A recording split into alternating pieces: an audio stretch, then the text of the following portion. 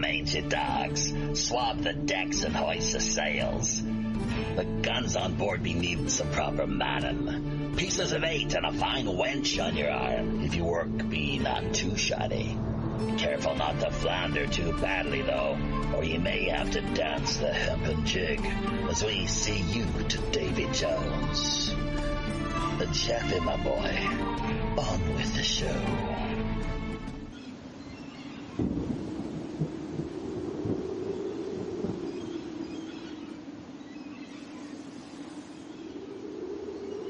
Welcome, everybody, friends, folks, foes, and fellow pirate mateys, to this week's latest Friday night feature installment of Pirate Radio Podcasts. It's episode number 193. I'm your host, as always, the Robin Hood's Chief Communications Officer, Jaffe Ryder. Got a great guest that Hold on, I'm hearing you twice, Jaffe. Oh, do you have your YouTube? Do you have your YouTube coming through? Is that the problem? I'm guessing.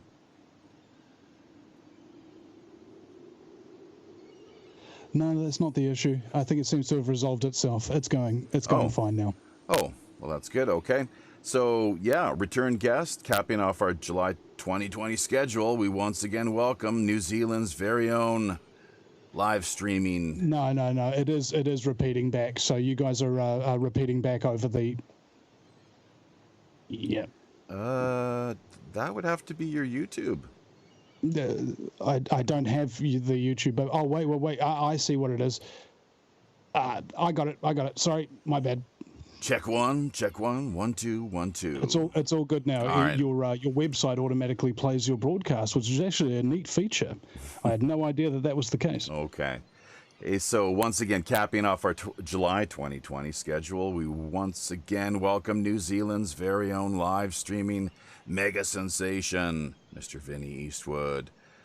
This will yet again be a network simulcast. We've put a couple of these sort of shows together to this point over the last year or so now, and we joined forces tonight, this afternoon over here in Asia, 12 p.m. noon. I think it's 4 p.m. in New Zealand, in producing optimal cosmic corona-busting synergy. So, and let us just remind our listeners that the only thing worse than living in a high-tech police state is having to listen to Vinny's bad jokes. So, be prepared for that. Although I must say, Vinny, entering into the latest New Zealand election cycle, I guess you're working on toning things down as far as the comedy is concerned. Is that not the case? Yeah, that is the case. I've been listening very carefully to criticism of the broadcast, and it is putting a lot of people off my traditional approach. So the concept is to behave as though I were a professional broadcaster.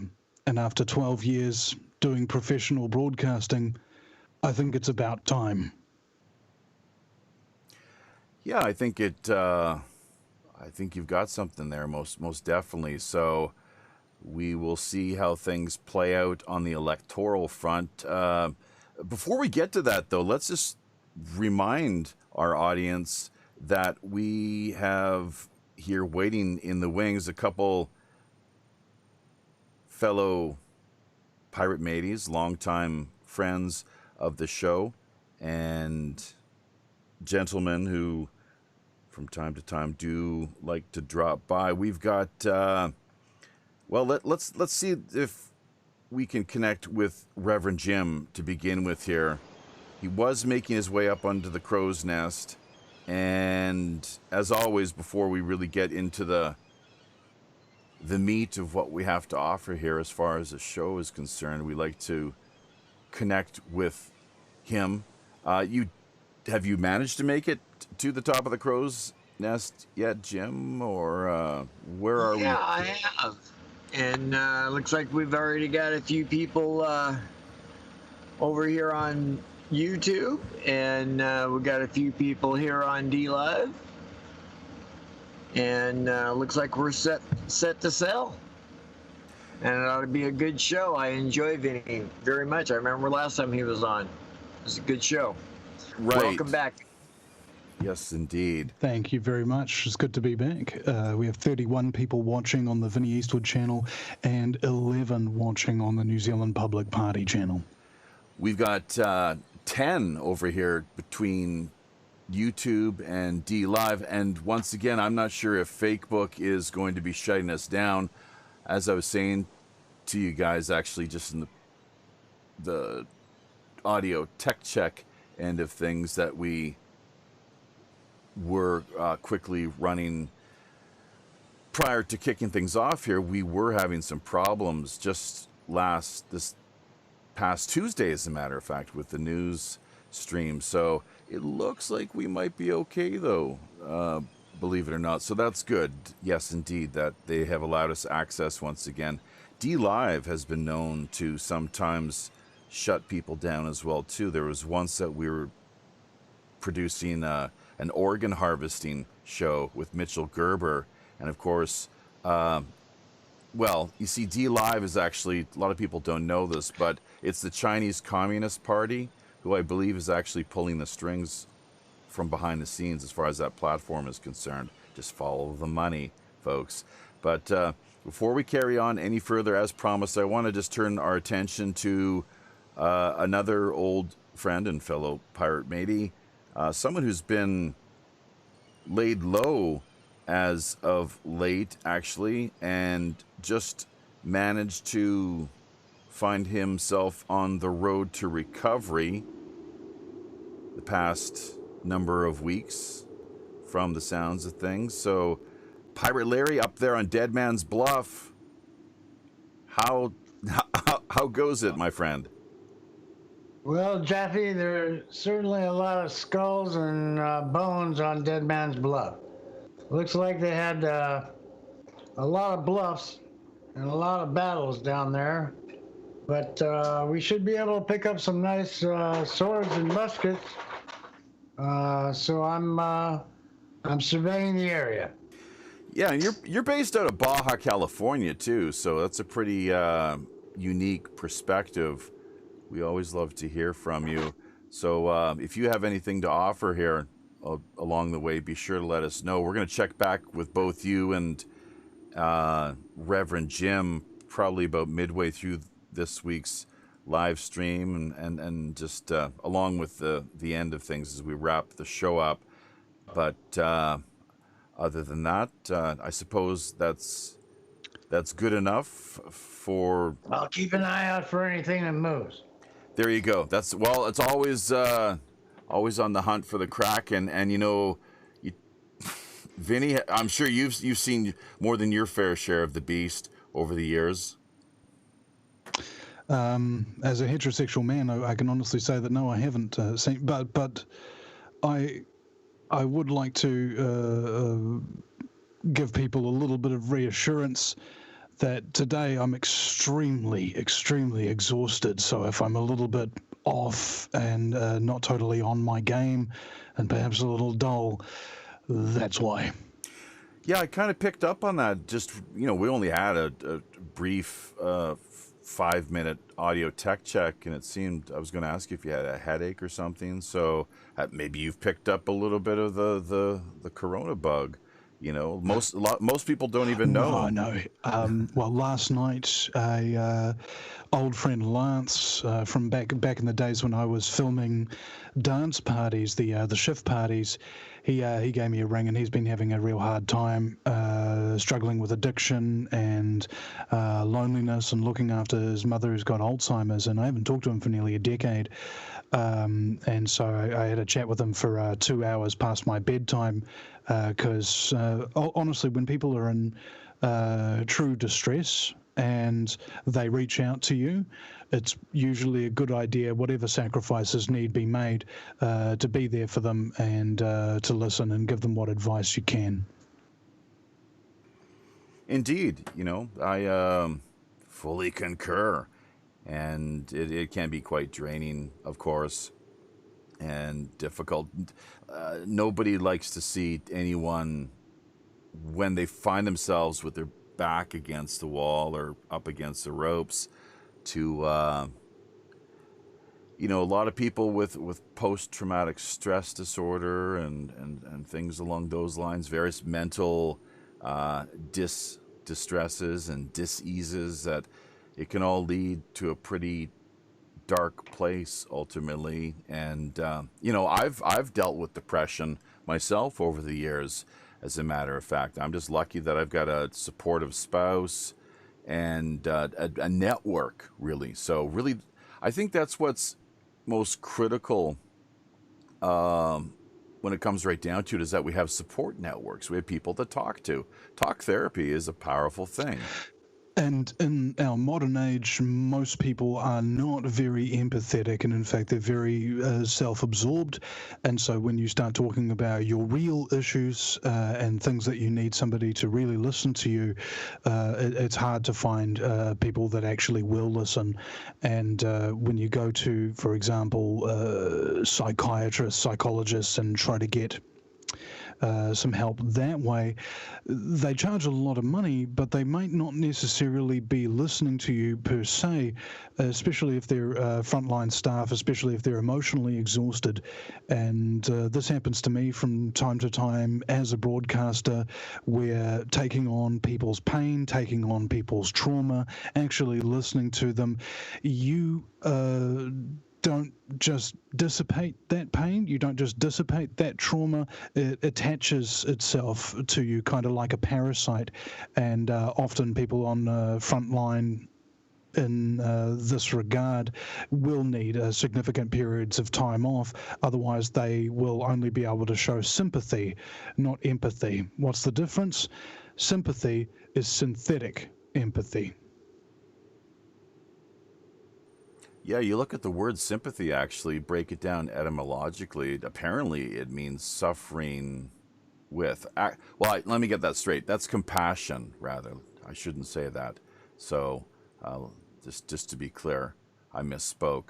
Compassion is the suffering with. And this is a fascinating area as well, too. Sympathy versus empathy. And could you maybe just try to elaborate a little further as far as the distinction is concerned? I actually can't. It's called the Pareto distribution. You know how you wear 20% of your clothes 80% of the time? You know how 20% of the people accomplish 80% of the work? Mm-hmm. You know how 20% of the work you do gets 80% of the results? That's called the Pareto distribution. So I will have a look at the 20% of information that gives me 80% of the knowledge, and instead of doing the other 80% to get the other 20%, I'll just be like, nah, I've learned what I've learned, and simply calling sympathy a form of synthetic empathy, I believe, basically does the note. But moving on from that and talking about just in general, I think that to a large degree we are very saturated with media. We are in front of screens all the time, and we're not doing a whole bunch of human interaction like we would be doing, say, just 20 years ago. And as a result, I think that part of our humanity, part of our capacity to listen, to care, to hug others has been greatly diminished. And I think that in and of itself is part of the definition of what really makes us human. And I'm concerned that myself and many others are becoming less human by the day as we are socially isolated and distanced from each other. That's a great point, along with the fact of how so much social media really just dominates in a big way. Electronics, technology, as you say, FaceTime in front of computer screens and so forth, that I'm really conscientious and aware of that. It's one of the reasons we only do 2 shows a week. It's the reason I don't own a spy phone. It's the reason that you don't ever see me on camera, and so on and so forth. You know, there's certain. I'm not a total Luddite when it comes to technology, but I try to moderate, and if I can't choose how I engage the technology around me in my environment, what's out there, that's a problem. You know, when you have when if I may, yeah, sure. I think that technology, we need to be thinking of it in terms of a weapon. Okay, if you're not, well, sorry, let me back up. If you're fighting a war against people who are armed with an Abrams tank or a 50 caliber machine gun, and you're going up against them with a musket, you're going to lose. And that means that from my perspective, the more we use technology, it's not so much what technology we use, it's how we're using it. And I am blessed to have supporters of my show like Benny Mac, who's one of the moderators on my channel, who's given me such great advice and such wisdom. Like the reason why my green screen works without it blotching out in the background is because Benny helped me position my lights correctly. The reason why I have a detached cinema camera as my webcam is because Benny showed me the cables and things of that nature that were actually done to use that, and it's improved the quality of the show by a significant margin. And I think that because the technology of the show, the look of the show, and the smoothness of it has been improved. It improves it for the end user. People want to see you, Jaffe. They want to communicate with you. They want to get given a shout out for being in the chat room, that kind of thing. And speaking of which, Spiraling 69 over here has said, Vinny, be professional, but also be yourself. And I completely understand this. And some people, especially my long-term listeners who've been used to my far more bombastic and silly, frankly, way of doing things. Welcome, ladies and gentlemen, to the Vinnie Eastwood show. They've been concerned that perhaps I'm not being myself anymore. And I want to assure you guys that that's not the case. I am completely 100% myself. I've just become a more restrained version. And this next month, the month of August, I am going to be experimenting with this restrained version. For example, you guys may have heard the old intro to the show. The new intro is, ladies and gentlemen, welcome to the Vinnie Eastwood show. I'm not a credible journalist. I'm an incredible journalist. And my very special guest is Jaffe Ryder, you know, just like that. And so it's still got the humor in there. It's still got the lighter side that I like to bring to things. However, I've simply changed the tonality in my voice, and instead of laughing at my own jokes for minutes, which my band told me was starting to grate on them a little bit, I've decided to restrain that Vinnie Eastwood beast just a little bit, because at the moment it is election season and my country is on the line. And if I must make sacrifices and maybe, frankly, enjoy the shows perhaps a little less doing it in this vein, I think it is a worthy sacrifice to make, considering what is at stake. Yeah, and there is, as always, a great deal at stake. How, and we can get into that more if you like. Clearly, there's a lot of pressure on you. You would presume you put yourself out there in the public's eye and the spotlight, making yourself a real target for those who, you know, don't, you know, Go One ahead. time I got asked by Luke Hurley, who's a great guitarist here in New Zealand. We were doing a live performance with my bandmate at Cafe 1-to-1 on Ponsonby Road, and Luke came up to me outside and he says, "Vinny, do you think that by doing what you're doing, you're putting yourself, in danger. And I said, well, one can only hope.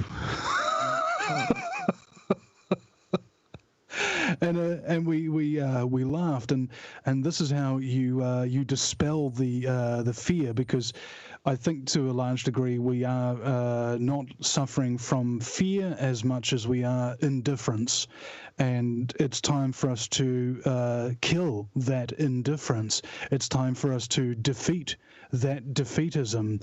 The world is on the line here, and all of us need to be giving 100% to this fight. If that means restraining ourselves so that a wider audience can enjoy it and not be put off with it in such a way, again, self-sacrifice for the good of others is what a activist Russell Malcolm told me is the true mark of a leader. Self-sacrifice for others. Definitely something to consider and to reflect upon, no doubt about that. When it comes to what is currently afoot in New Zealand, there's a new party, the New Zealand Policy Party, I believe is the name, if I've got that straight. What do they stand for exactly?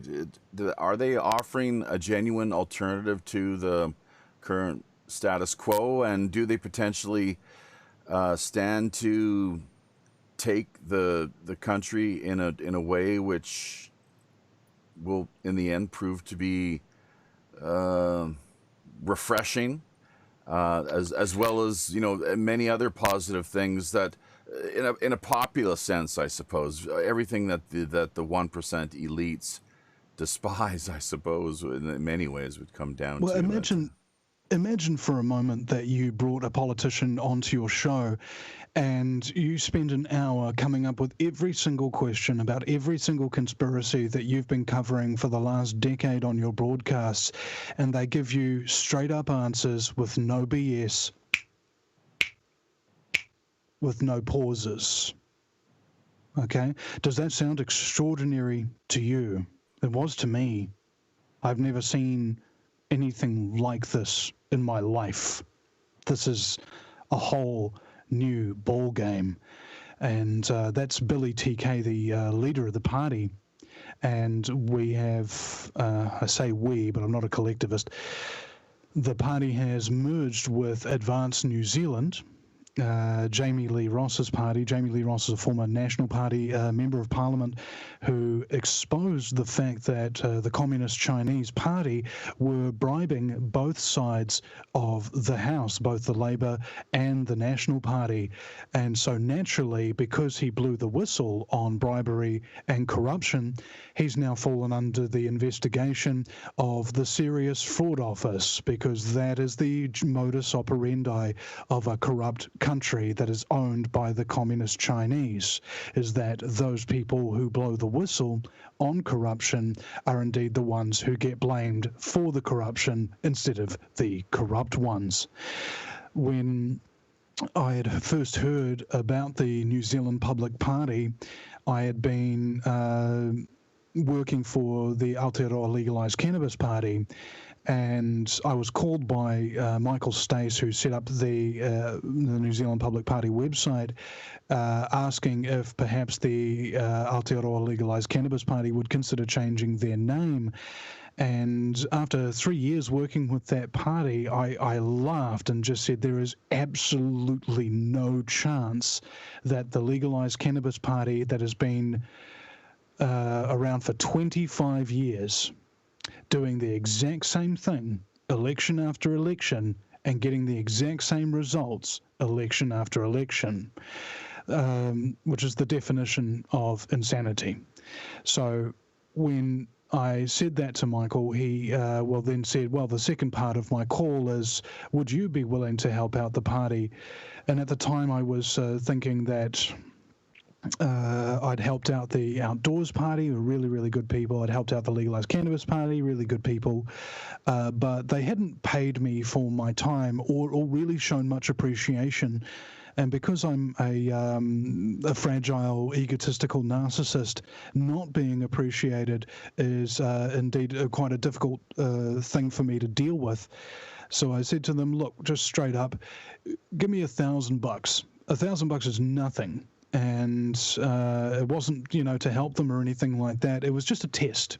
I was just testing them to see whether or not they would take me seriously and actually show me some appreciation that I felt I deserved because of the work that I do and have been doing for the New Zealand public for the last decade plus. And there was no negotiation or anything like that. They sent me a contract, I signed it, sent it back, and the money was in my account. And I said, okay, great. Now I know that you are taking it seriously. And what they thought they were paying for was one show a week. And I was like, no. 5 shows a week. And this makes it 6 for this week. And I did their live streams on a Sunday the other day. And I haven't had a day off in 2 weeks, and of course I'm going to go do another live stream tomorrow. The money is inconsequential to me when my nation, my people, my history is at stake. And the reason I'm doing this is because it's what I've always been doing. I won't work for people. I work with people.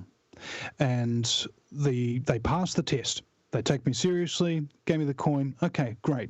You put your money where your mouth was. Now I'm going to show you what it's like to be supported by Vinnie Eastwood from the Vinnie Eastwood Show.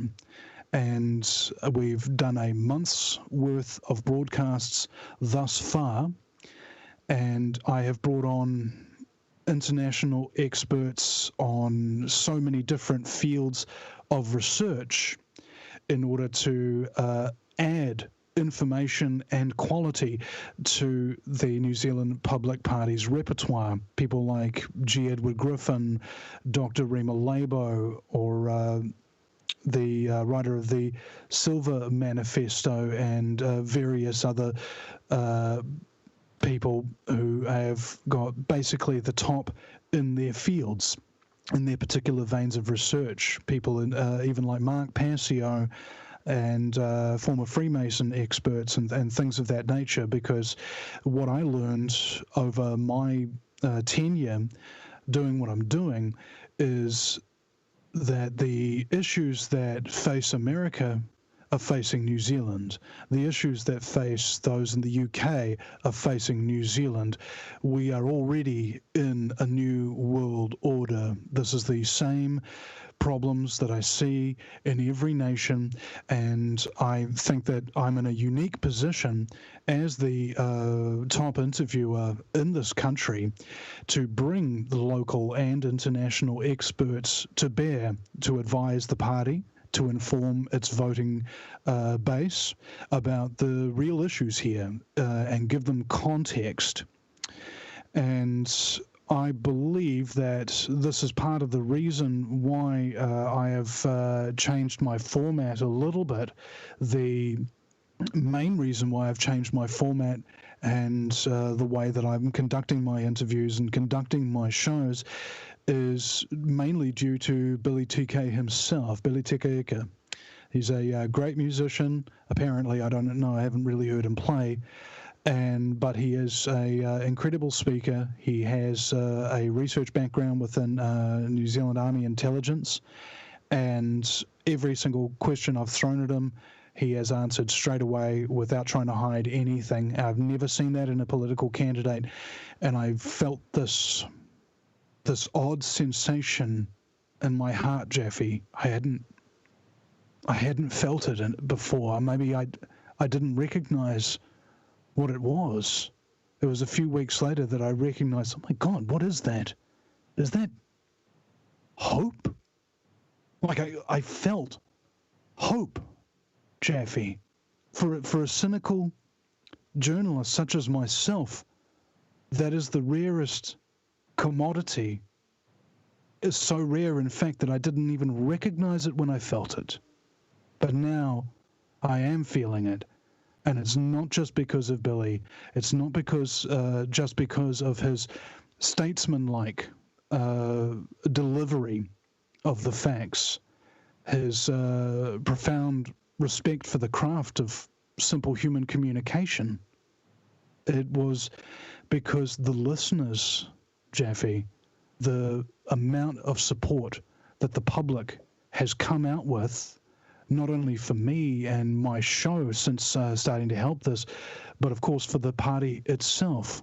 When polls are put online where we're able to contribute to them, the Advanced New Zealand Public Party has come up number one every time on these online polls where people are able to contribute. There is a massive army of people out there who, like myself, for goodness knows how long, have seen and felt no hope in the political spectrum whatsoever. And now a spark has turned into a fire, and that will fan the flames of freedom in this country. And it is my deepest honor and pleasure to be involved, to be contributing to the saving of my nation. For the first time ever, I feel like we can win. We can actually win this. New Zealand operates on a proportional representation. That's the way that they calculate and break down the votes. Is that not the case as with Australia? Yeah, mixed. It's called MMP, mixed member proportional voting. Mm-hmm. So the way that it works is, and it's very complex. So I'm going to try and simplify it as best I can. Let's say I'm in Green Bay.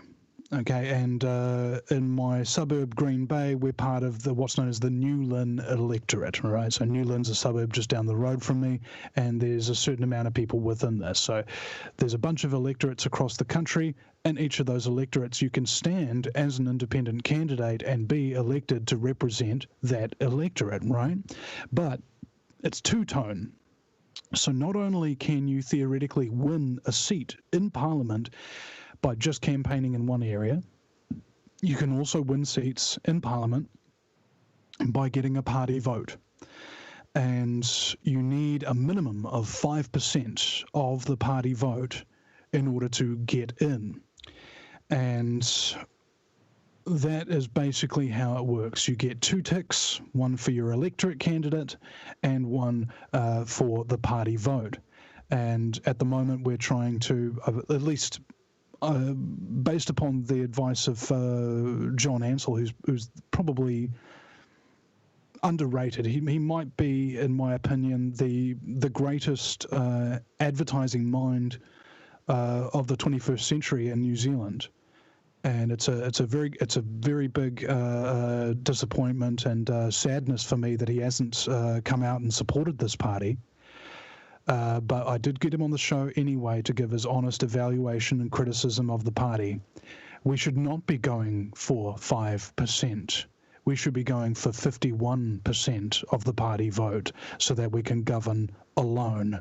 Take out all of these mainstream parties who are all for Agenda 21, Agenda 2030, and amalgamating New Zealand into a global dynasty. This is something that must be opposed, and we must win. We must have victory this election, because there is no second chance. They've taken our guns, they've taken our free speech, and soon they're going to be introducing bills to regulate the internet. They can lock us down at will and prevent us from being able to campaign, Jaffe. So this is perhaps the most important election in New Zealand history. And in fact, it may be the most important election in world history. Let me explain what I mean by that. Because this is the first time that a party that is openly against world government, openly against the United Nations, openly against the corruption and lack of transparency, openly against tyranny. If we win here, this could be the first domino to fall, and the rest of the world is watching us at the moment, and I believe that if we win, they will be inspired to rise up in their own respective ways with their own people, their own leaders, and I believe New Zealand will be behind them 100% of the way. We can take this world back, and we must. Well said, yeah. And, it's... Sorry for being a bit serious there, but yes. Oh, hang on. I've got to hand it to you. I've got... my hat's off to you. You're doing the great work. And, we're the things that we're going through in the United States, it's the Chinese Cultural Revolution, translated into American. And I think it's going to fall flat on its face, but it's pretty scary, and because it has a lot of support. It has support from, invisible players like George Soros and the United Nations and, and China, the Chinese government supporting chaos. So, for you to stand up against that and take a stand and have a party that gives people hope, my hat's off to you. I wanted to say that. I'm grateful for that. One of the reasons we refer to what we have here at WPRPN as the People's Pirate Network. Vinny, you may be aware that there has been a pirate political movement across the world that has emerged, and we're doing our thing here, most definitely, although there is no formal affiliation that we hold with any of these established players.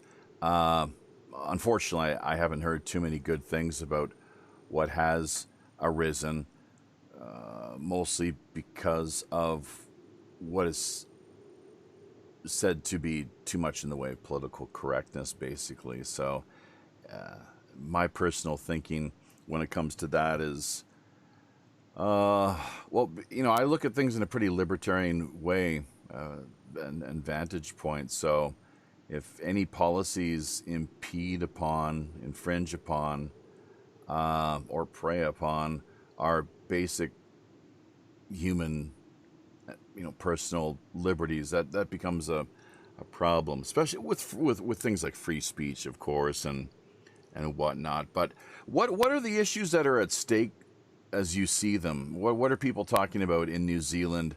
Agenda 21 was one of the things you mentioned.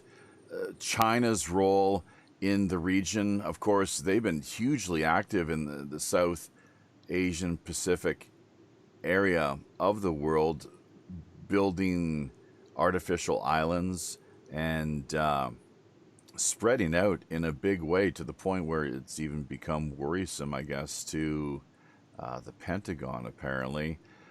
They've bought up half of Tasmania, from what I just recently heard the other day. They own a huge stake of Jeju-do here in South Korea. That's the island, if you look at the map, at the southernmost tip of the peninsula. Southwest part of the map was where you'll want to be looking. But what are the issues then, as far as what people are talking about? And you talked about a coalition of sorts, the two parties coming together. That's great. People, you have to be able to work together, for crying out loud. People have to be able to compromise a little bit, work together, in the spirit of knowing that if in doing so that they can accomplish ultimately victory. Well, I share the sentiment. However, the reality is far less fortunate than one would hope. And politics, if I may be so bold, is the domain of the narcissistic and the mentally ill predominantly. There are occasionally men and women who are neither, who are more than willing to sacrifice their own time and money to try and say the truth and do what is right. And correspondingly, they receive very little or no media coverage, or if they do receive media coverage, it is negative of them. And there has been talk of coalitions and things of that nature. And I believe to a large degree, when I was asked by a Stuff reporter, that's a publication here in New Zealand that recently sold for $1 because it was doing so poorly, and that was directly after they disabled the comment sections because all the commenters completely disagreed with their assessments. He asked me, is it possible to form a coalition and get all these other smaller minor parties on board, or is it more likely that the Advanced New Zealand Public Party will just basically take all of their votes and leave them flapping in the breeze, to put to a piracy spin on it? And I said I would prefer the former to be the case, a coalition, an alliance against evil. But realistically speaking, it is most likely going to be the latter. These other parties, if I may be so bold, in the last election, all of them, and I think this is about maybe 10 minor parties collectively, got less than 1% of the vote between them. And they've come out saying that the Advanced New Zealand Public Party is trying to steal their votes. I was comically laughing at this. It's like a homeless person complaining about people trying to steal their money when you don't have any money, bro. So again, I am very saddened by their response. There's been a lot of infighting, a lot of aggression, a lot of accusations with no evidence leveled at Billy and the party itself. Jamie Lee Ross, after exposing the recording with, I believe, the former National Party lead member Simon Bridges, talking about taking a $100,000 donation from a Chinese investor in order to replace one of their members of parliament with one of his own people.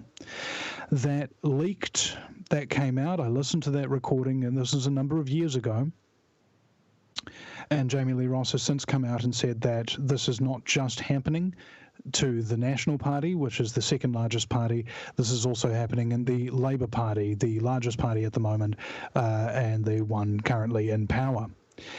And the justice system essentially coming out against him and attempting to attack him may seem quizzical to some, but not to me.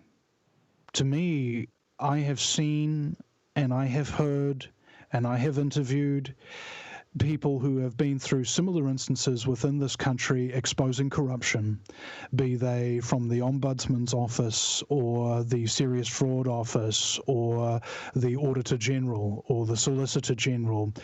And the only thing that I have seen prevail in those attempts is evil. Each and every time corruption is uncovered, it is covered back up in short order.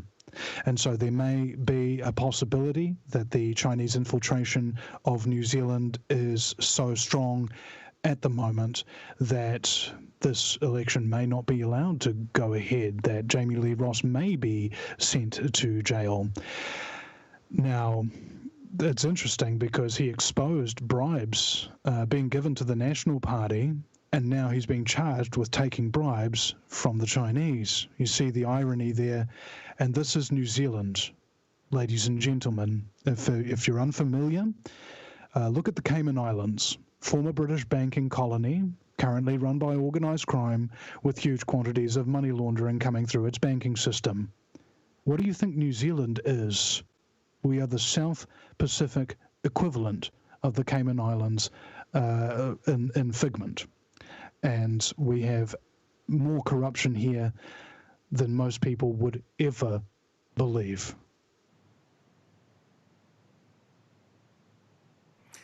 Yeah, that's what I've heard. So Canada, very similar state of affairs as far as what I can gather. On the surface of things, it, on the international stage, the reputation Canada has is that of a quite more squeaky clean, I guess, image in a lot of people's eyes. But the fact of the matter is that over the years, there's been countless underhanded and just nefarious projects that have occurred all the way back, including the MK Ultra. Let's not forget that's a classic, of course. But there's this. I mean, that's what journalism is supposed to be all about. And that, I think both of us do agree. You've talked about this quite extensively, how the mainstream media really they've fallen down on the job. They're not really serving the best interests of the people as a whole, and not bothering to report on a lot of stories that they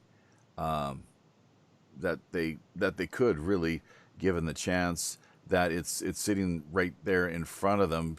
The Epstein, that whole saga is a classic example of how, I mean, we were in the underground here, the digital underground. We were on to that for several years before, and constantly bringing it up, talking about it, making it known that this is a big story. There's a few other big stories that the mainstream media is currently not covering that I could share with you as well too, including what is referred to as the FBI has called their Operation Lurking Giants.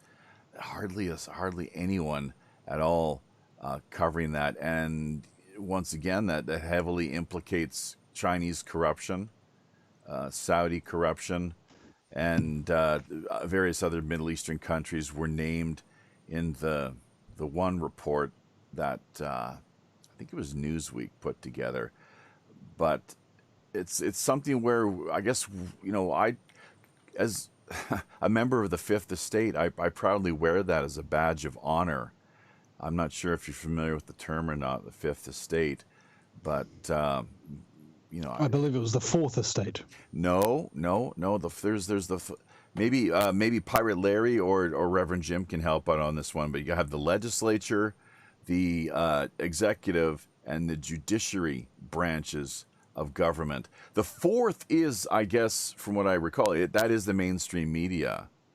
Now, we bloggers and what they call here in South Korea, they refer to as Netzians, basically just citizen journalists.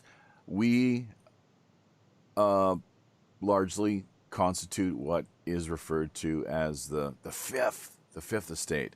So it's a powerful thing, and I do believe that, as you pointed out, or you raised the issue earlier, the powers that be wanting to shut us down, not so that we're not able to have a conversation, that we're not able, the world is not able to hear voices which run contrary to the mainstream narrative.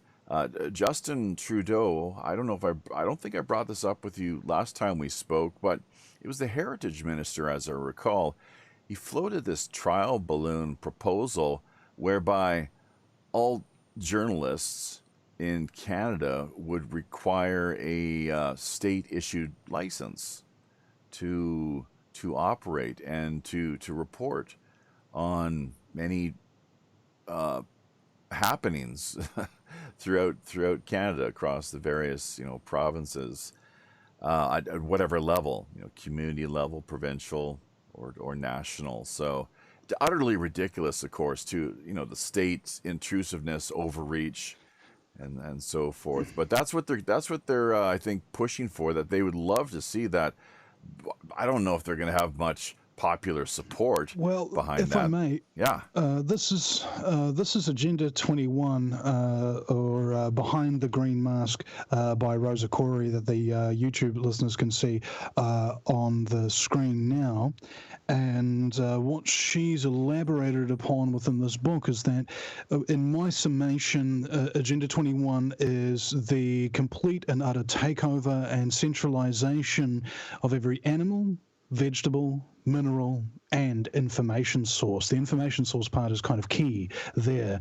And the conglomeration that we've seen of mainstream media over time going from 500 media corporations in the United States to 5, and now 4, and Lucasfilm and everything being brought under the Disney umbrella. So we are being controlled not by force, but by thought. The thoughts that are being put in front of us are not our own, and they are subtly and gently crafted in order to create a subservient population that is sufficiently distracted and sufficiently indifferent so that they don't get in the way of important people and their plans for you and your children. Now, to back up a little bit on the New Zealand situation, I saw Texas Nortons and a number of other people hearing me describe New Zealand and saying that now I feel depressed. And depression is the last stage of the grief process before you reach acceptance. Most people will never reach acceptance. Please understand that. But if you are feeling depressed, that is not necessarily a bad thing, okay? The sun will rise again, no matter how dark the clouds or the night is. Now, the part of the reason why New Zealand has been so corrupt, while the world believes, and in fact most New Zealanders believe it's the quote-unquote least corrupt country in the world, is primarily because of an organization known as Transparency International. And famed activist Penny Bright, and I run the Honouring Penny Bright Facebook page, she has uncovered the fact that most of the corrupt entities within New Zealand are, in fact, the signatories behind Transparency International's investigation to corruption going on in New Zealand. Furthermore, on top of that, the Transparency International questionnaire to bring about the Corruption Perception Index. Remember, this is not the Corruption Index, it's the Corruption, quote-unquote, Perception Index. The forms that they send out to New Zealand and the rest of the world are voluntary. So technically they can say, hey, New Zealand, have you guys got any corruption there? And New Zealand can say, why no? We don't. And send the form back blank. Now, I don't want to lie to people. I don't want to mince words, because I'm afraid it's too late for that.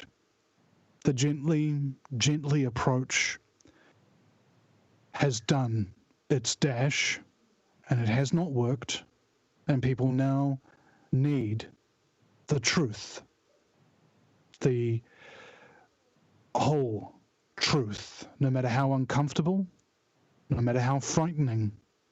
You must deal with reality. And I was speaking with, as I mentioned in the earlier part of the broadcast, a person the other night, and I talked to him about this concept that I've come up with called hacking the reality stream. So there are two rivers that are running through around this world. One is the reality stream, and the other is the BS stream. Now, at some point in the mid-20th century, the reality stream was hacked and changed courses and diverted, and now we are living in the BS stream. So, according to a former CIA director, once our disinformation campaign is complete, everything the American public believe will be the opposite of the truth. And that's what I call hacking the reality stream. So I'm afraid the days for mincing words, for telling comfortable lies, is over. We must hear the truth now, no matter how much we fear it, no matter how much it hurts to hear it. We must suffer the truth if we are to acknowledge it, if we are to spread it. Now, furthermore, to give a little bit of background on the Chinese infiltration problem, this was highlighted in a book called Totalitaria by, in my opinion, one of the countries, if not the nation of New Zealand's premier investigative journalists and writers, Ian Wishart, who I've had on my show a number of times. Tried to get him back on a number more times, but he's just so busy, and he has like 10 children or something like that. So he's a great family man, and it's amazing that he keeps coming out with books every year. In his book Totalitaria, which I did, I think, 5 chapters of audio books for the first 5 chapters. You can find them on my channel. Just search Totalitaria Vinnie Eastwood. And in the chapter, The Secret War for Control, it covers an investigation, or at least part of the chapter covers an investigation by the Royal Canadian Mounted Police. I believe this was in it might have been late 90s or early 2000s, but the timing's inconsequential because what they found was quite interesting. How it works is the triads, the Chinese mafia, and the CIA of the Chinese Communist Party, commonly known as the PLA, the People's Liberation Army, intelligence, joined forces. Now, the triads had a lot of money, drug money, that they needed to launder, and the Chinese People's Army intelligence had a lot of countries that they wanted to infiltrate and take over from within. They wanted to penetrate the governments, they wanted to own the land, they wanted to control the businesses and the economy, therefore. The Royal Canadian Mounted Police investigation was shut down at the highest levels, which means that at the time that they conducted this investigation, the Prime Minister's Office of Canada had already been penetrated. This is what they found, that 80% of downtown Vancouver was owned by the Chinese. That 100% of Canada's major ports had a Chinese triad presence. How did this get accomplished? Well, the drug money is used for bribes, mainly of diplomats and other diplomatic personnel, to give passports and citizenship to Chinese agents. Now, these are just ordinary Chinese people who are being sent to New Zealand, being sent to Canada, being sent to, wherever in the world. And what they were instructed to do is, with the huge amount of drug money that has been laundered, they are to purchase a home for themselves. They are to purchase a local business and to not change the name of the business. They will sit there, they will raise their family, they will make their children study really, really hard in school so that they can get good grades and top marks. Then they will encourage them to enter into university, where they will be again pressured to study very, very hard and get the top marks. Once they graduate, they will be encouraged again to get government jobs. So this is how it works over a long period of time. Now you know why there was a report that came out that said over 50% of home sales in Auckland were by people with Chinese-sounding names.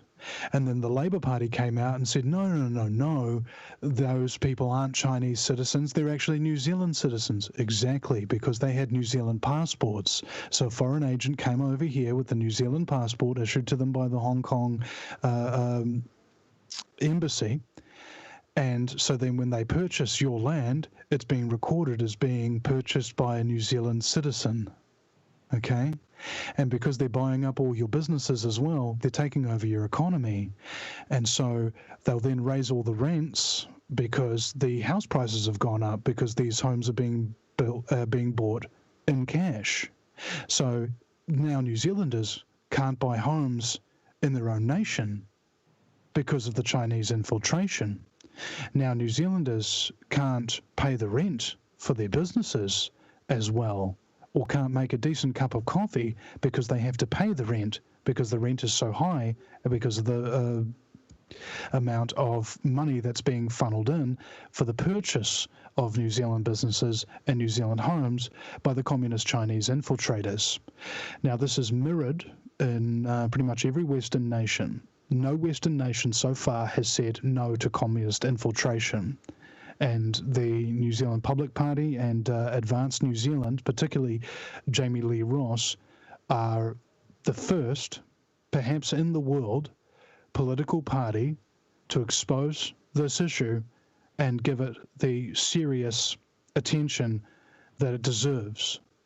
But at the moment, as mentioned previous, the government agencies have been penetrated. The Prime Minister's office has been penetrated.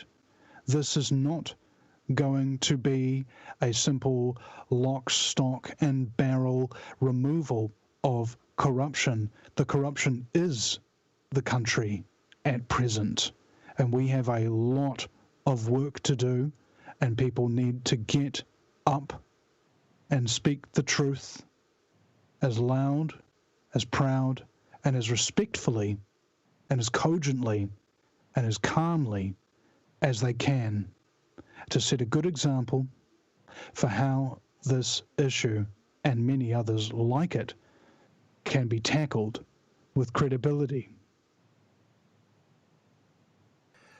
Well said, Vinny, as is most typically the case. So in case people out there are wondering, this is episode number 193 of Pirate Radio Podcast. We are speaking with live streaming mega sensation, New Zealand's one and only Vinnie Eastwood. You know, we got a lot of people out there listening as well, too, right now that I'd like to give a bit of a shout out to this particular moment, including Dana Shiver, Anti-Semitic Kiwi, Zen in the Car, On the Fence with Musa. That's a mutual friend of ours, I do believe. Vinny, On the Fence with Musa. Joey Boomer. Who else do we have here? This is just on YouTube where people are joining into the fray. So making actually one of the comments, so many great comments here, but one of the particular comments that Anti-Semitic Kiwi left here via YouTube is how there was a New Zealand politician, for example, who told New Zealanders what China would bring if let into the country, and of course he was called a racist, which is interesting because, you know, as far as I can tell, it's not so much a race issue as a, well, I mean, this is the Chinese Communist Party. This is an ideological, these are dangerous totalitarians, really. They are the most dangerous at this point. And I'm so sorry to interrupt, but these things need to be given context. China didn't just build itself up from nothing. It was Western money from globalists that went into China to set up all its technology, to set up all its manufacturing base. It is now touted as going to be the new center for the United Nations. They have Chinese troops in blue helmets and things of that nature. So when you hear Chinese Communist Party, imagine for a moment that it is synonymous with the New World Order, the United Nations, and a technocratic global control grid that has nothing to do with race or individuals, and it has everything to do with money, infiltration, corruption, scumbaggery. Radical Islam, of course, is another major hot button issue, and something that requires a great deal of attention. Unfortunately, it seems that there's just too much taking place right now as far as the liberal open door immigration policies are concerned. Sorry to interrupt, Jeffy. Are we doing 2 hours today or just the one? 90 minutes is typically what we do, actually.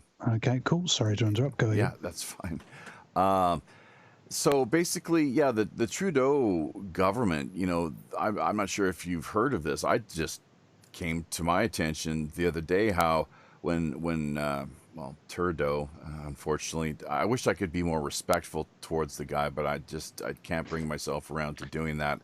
I had to delete a couple of live streams that I did because I was actually gagging physically at the sight of New Zealand's current Prime Minister, Jacinda Ardern. I have a physical reaction when I see the billboards. It's extraordinary. I can't stop myself from having this. It makes me feel physically ill. There's something to that because I'm on the same camp as you when it comes to these, most prominent high-level politicians. Bill Clinton is one of the worst. Old men, the Bushes and people, individuals like that, where it is really difficult to for me to watch and to listen to, because we all know, of course, just what supreme bullshit artists they are. Basically liars and wholly compromised, So anyways, carrying right along here, there's so many issues to that we could get into, of course. And I think we should turn the focus right now back to the two gentlemen we have here waiting in the wings. Now, we did hear a little bit from Pirate Larry earlier. Let's go to Reverend Jim first of all here, and then see what Pirate Larry has to say in response. But Jim, you've been up there in the crow's nest, keeping a watch over things, of course, as we live stream here this week, show number 193 of Pirate Radio Podcasts, with our good friend and fellow pirate matey, Vinnie Eastwood out of New Zealand. What do you see from your vantage point there, Jim? What's on your mind? And what's on our listeners' minds too, as well? Hopefully you're following the comments. I'm having difficulty here, as always, because there's just so much happening that I've got to keep watching on just so many different screens and activities here. Go ahead, Jim. Well, we got a conversation of comparative political systems with Europe, because I've got some Finns in the house and some Germans in the house, and but I was also looking over at anti-Semitic Kiwi's comments, and he was talking about how some of the judges down in New Zealand only know how to say, I reserve my commentary, so that they won't make a judgment on things. And they're all related. And they're all related, he's claiming. Not all, but the vast majority are. And if anybody wants to look at further information on the wholesale judicial corruption in New Zealand, they'd best be looking for Vince Siemer, Siemer, on my channel. He's currently on business in the United States at the moment, so I've been unable to secure him for a broadcast, but it is coming. And he and activist who's no longer with us, Penny Bright, were instrumental in exposing how corrupt New Zealand is. For example, in New Zealand, you don't have to have any records of any of the proceedings in court if a judge wills it so. You can turn off the media coverage. You can say that you're not allowed to report that or you're going to jail. That's how the corruption is kept concealed in this country. What percentage of the judiciary are actually Freemasons? I haven't got a figure for that because it's a secret society. Yeah. However, about a month before the Christchurch Mosque massacre, a new Freemasonic temple was opened up in Christchurch, which they allowed the public to attend. And the Prime Minister, Jacinda Ardern, was given a Freemasonic scholarship to get her a degree at Waikato University, and the former Prime Minister John Key was a high-level Freemason as well, who made an all-seeing eye Freemasonic hand sign when he gave his first picture in the Prime Minister's office to the camera. And both of these people have been pictured by Freemasons New Zealand at prize givings there. So it's fairly incestuous.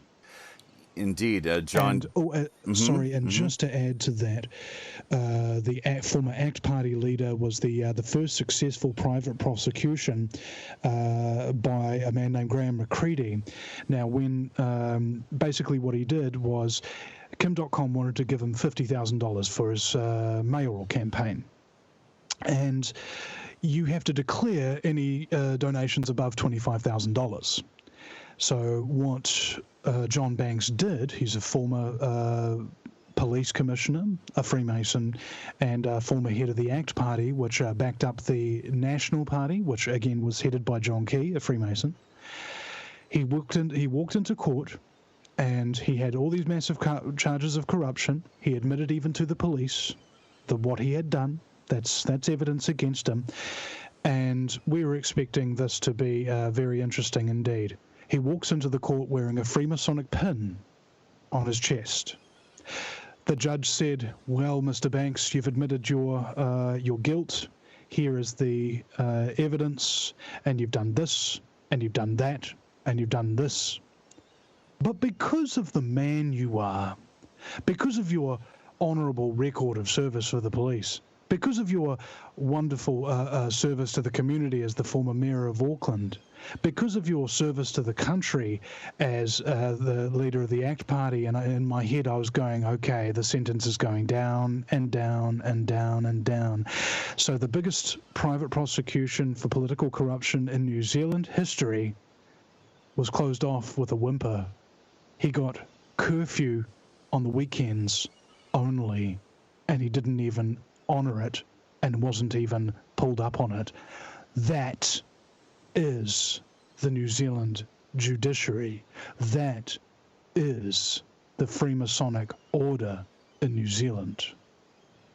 It's pretty disgraceful, of course, and something more should be done about it on that front. And I know in England, the UK, a number of years ago, there was an effort to have anyone who was a member of the judiciary to prior to to donning the robes or taking on the position to declare whether or not they were a member of any fraternal order or secret society such as the Masons. And of course there are many other groups as well too that people can freely belong to, but I see nothing wrong with declaring your membership in these organizations, agencies, or societies. It's another matter to get as far as the nuts and bolts are concerned. Those are and that brings up an important point, Jaffe, as well. Not everybody who is a Freemason is a corrupt SOB. Right. Not every Freemason has any idea what Freemasonry is about. I recall my friend Red, who was a member of the Blue Lodge. That's about the third degree of the Scottish Rite of Freemasonry. He said, "Yep, we only have to accept one thing, that there is a higher power." Now, if he had persisted in the lodge, and he hadn't been for many, many years, if he'd been special and been tapped on the shoulder and gotten up to the 28th degree, then he would have been asked to have a different initiation, where instead of honouring the people of New Zealand, first and foremost above all, to instead honour the Brotherhood, first and foremost of all. So as I say, there are many different types of Freemasonry and Freemasons. Not all are corrupt. Not all have any idea what goes on at the highest levels. And a lot of people forget that, and they tar everything with the same brush. And it's the equivalent to going to work at the Friar at KFC and expecting to meet Colonel Sanders, who gives you the secret recipe on the first day. Great analogy. You know, what I've heard actually is that it's ultimately at its core, Freemasonry is a form of crypto-Judaism. A lot of people Yes. don't know that. They haven't heard about that, and it's a well-guarded secret, although if people do their research, they might come across that I believe, same kind of information. I believe David Livingston, who I had on my show, and this is back when I was doing, my silly broadcasts, and I think I offended him, and quite rightly so. And I haven't been able to get him back on the show since, but he illustrated within his works that the basis of Judaism and the basis of Freemasonry was the Kabbalah. Right. Sounds about appropriate, essentially. Or, I'm not an expert in the area. I know that you had a guest recently.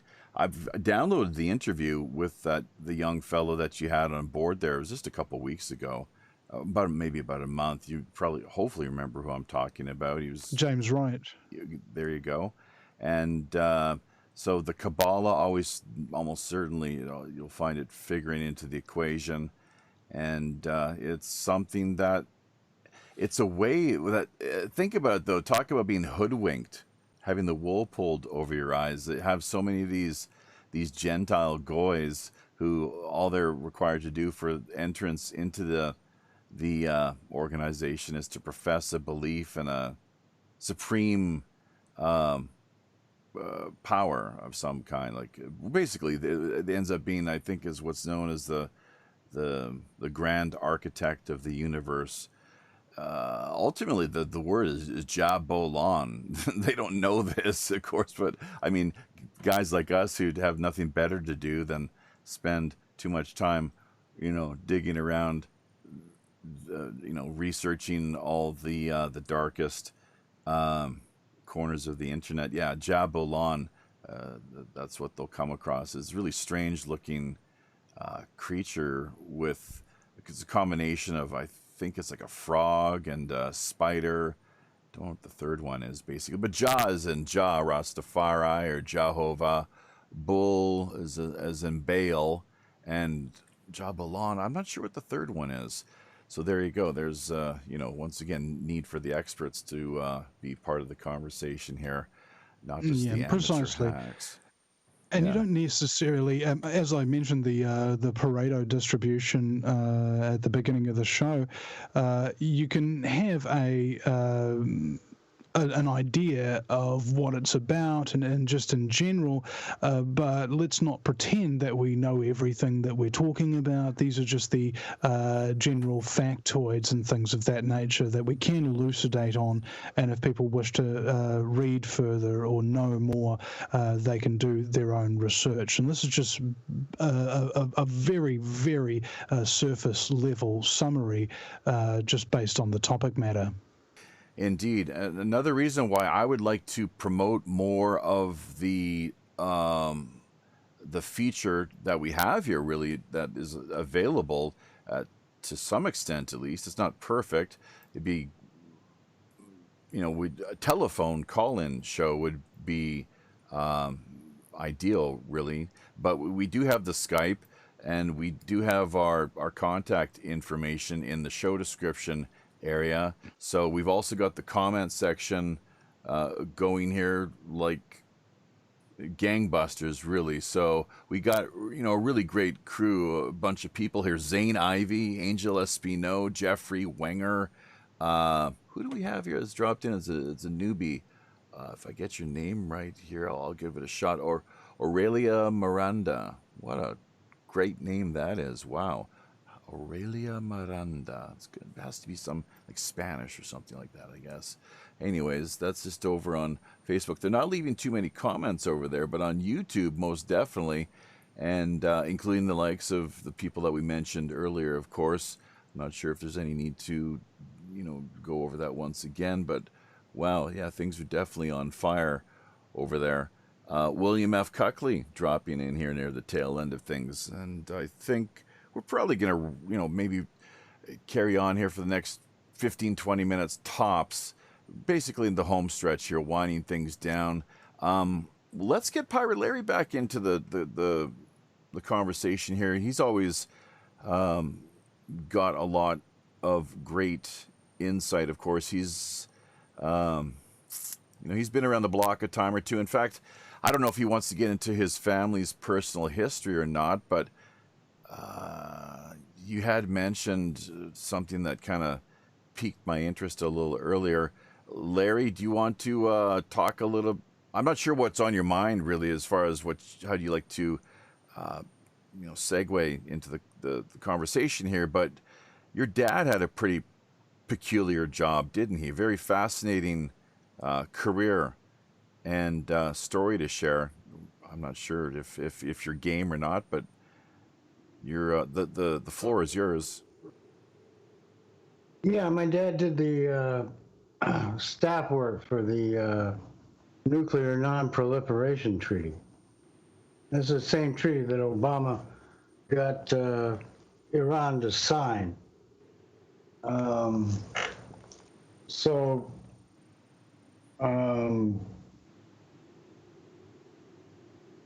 At this state, President Trump is negotiating for a new missile treaty, and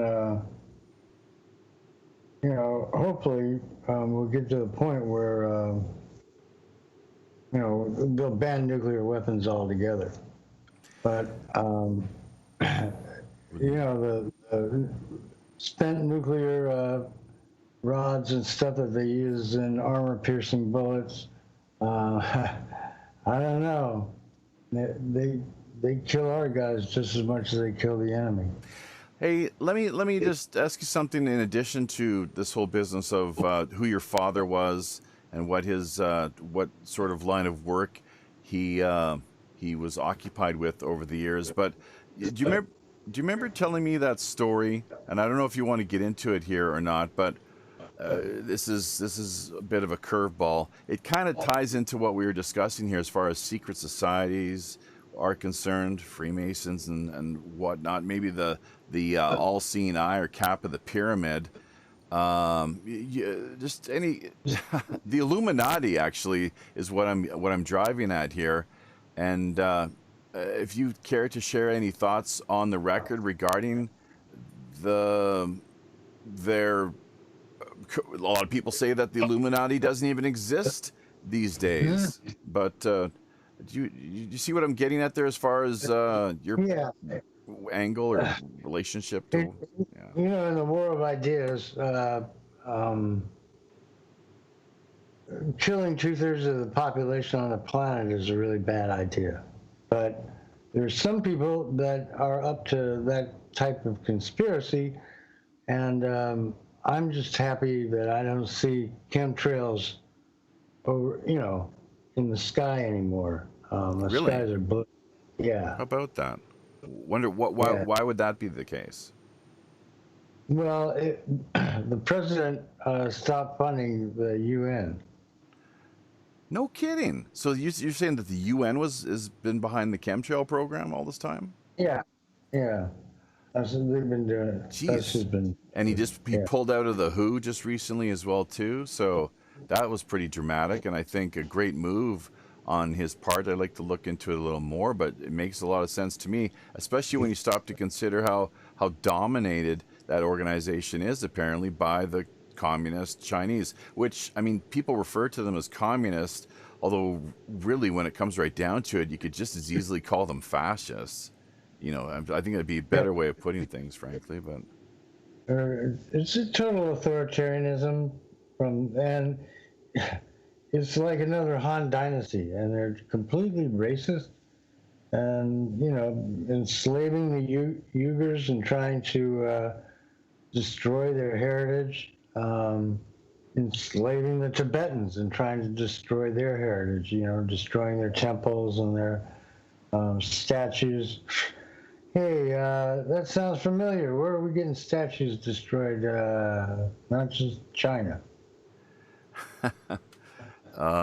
Yeah, there you go. So I think, I'm not sure if it was with you the other day or someone else, Larry, but we brought up the topic of the statue of Chairman Mao in, is it Richmond, BC, just outside of Vancouver. And if there was a statue that, people might want to think about taking down, that would be top of my list.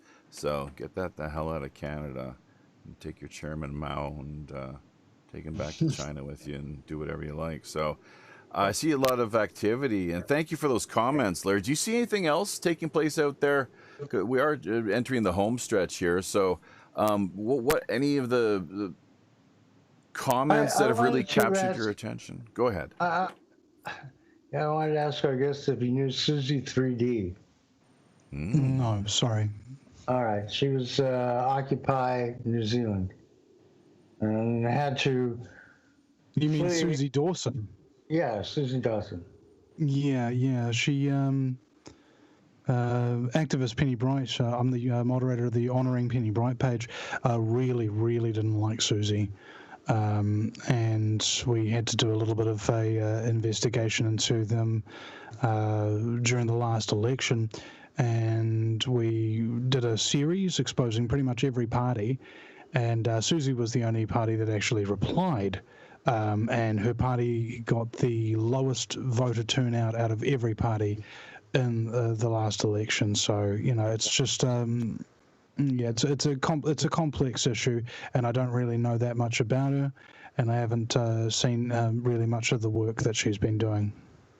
She was a targeted individual, and there's a video that she did on the internet called "Person of Interest," and that's all the things that the FBI and our FBI was doing to harass her, target her. COINTELPRO. Yeah. That kind of deal. Person of interest, it's interesting that you mentioned that. There was a comment that Vinny had made earlier about living a life of danger, living on the edge sort of deal, and maybe sticking your head out a little bit or taking a stand once in a while, for crying out loud, and saying enough is enough. If we either exercise and use and employ our rights and freedoms, or we lose them. That's my kind of way of looking at things. But also, person of interest, I mean, who, always in these police reports and investigations, so-and-so they were considered a person of interest, or we have a person of interest we're presently keeping close tabs on. Well, who the hell wouldn't want to be considered a person of interest? What other options are we left with? On my headstone, epitaph, I would love to be considered a person of interest, because I don't know if there's anyone out there listening who wants to go to their grave being considered just a boring slob, of no particular, having not really achieved too much over the course of their lifetime, or left behind any even just minor legacy of any sort. So yeah, I think it's important for all of us to become people of interest. Let's put it that way. We should all work on striving to achieve that goal. Vinny? Yeah. Let's not forget that the main backer and evidence provider for Susie being a targeted individual is Susie, and the other backer that she has to back up her story is a guy named who called himself a Red Star 309s, and she's friends with him. So there's nothing objective from third-party sources or anything like that has been confirmed as yet. You just have to take Susie's word for it. And this is also backed up by Red Star 309s, who called Penny Bright, one of the country's top activists at the time, an SIS informant on a live stream. So the trust there for me isn't there. And in fact, I recall my very first encounter with Nines, as he's known. He said, get down here to Occupy, set up, and do live streams for us every day. And because this is it, Vinny, this is it. We're going to topple the whole machine here. And I recall thinking at the time, like, I've been in this for years, and I had been already at that point. And I didn't see people in tents toppling the world's largest technocratic control grid. I was thinking of what are these New World Order people sitting there going, dear God, these people have tents. We didn't count on that. Whatever will we do? All we've got is unlimited nuclear weapons and unlimited slaves with guns. We couldn't possibly be able to do anything about people in tents, could we? And then, of course, Penny Bright was the lead litigant against the local city council, who the police chief of Central Auckland Police said that, yes, these protesters have a right to do their protest. And despite the fact that Penny Bright was in court on behalf of Occupy Auckland and doing all the legal paperwork, she never had a day's legal training in her life, but she knows how to dot her I's and cross her T's, and doing all of that, she was still subject to attacks from Susie, and was very vitriolic in her criticism of Susie itself. Now, what happened there to Occupy is, despite the fact that Penny Bright managed to get a signed document from the Chief of Auckland Police Central that the protesters had a right to be there, they had free speech protected, and that the police wouldn't be told to move them on, the police chief then went on holiday for a weekend. That same weekend, the new mayor of Auckland, who was from South Auckland, had the Manukau police come into Central Auckland, this was outside their jurisdiction really, to remove all the protesters. But the police didn't do any of the removing. They just sat there and protected the private security who were hired by the council to do the removing, because it was illegal for New Zealand police to stop you from protesting, to stop you from having free speech. But apparently it wasn't illegal for the elected council to hire private security to do what it was illegal for police to do. And because nobody could be prosecuted, they just removed all the tents, removed all the protesters, and it was over. So the corruption that happens here in New Zealand is pretty significant. And when we go out and we try and prove things, there's a lot of muddy water with people's reputations and their past and things of that nature. And these points do need to be raised. Just as much as anybody needs to raise them to a large degree. When the subject comes up, it's important to tell the truth about it, no matter what kind of consequences you will get. And when I spoke out against Susie, as I'm doing now, what will probably happen, as happened then, is a huge amount of vitriolic trolling and abuse from her supporters will be coming my way. And that's just the price you have to pay for telling the truth. Penny Bright and the SIS, I'd like to have you just address that in brief as probably what's going to be our last point here really to address. But before you do that, I could address that in seconds. Well, okay, but just hang on a second. Yeah. Before you do that, let me I'll share some good news with you and the rest of our listeners, Vinny. We plugged in through Facebook over to the David Icke group. It's a private group. I figured, what the hell? Let's launch a share party. I think that's what it's called. Is it a share or a watch party? Watch party. There we go.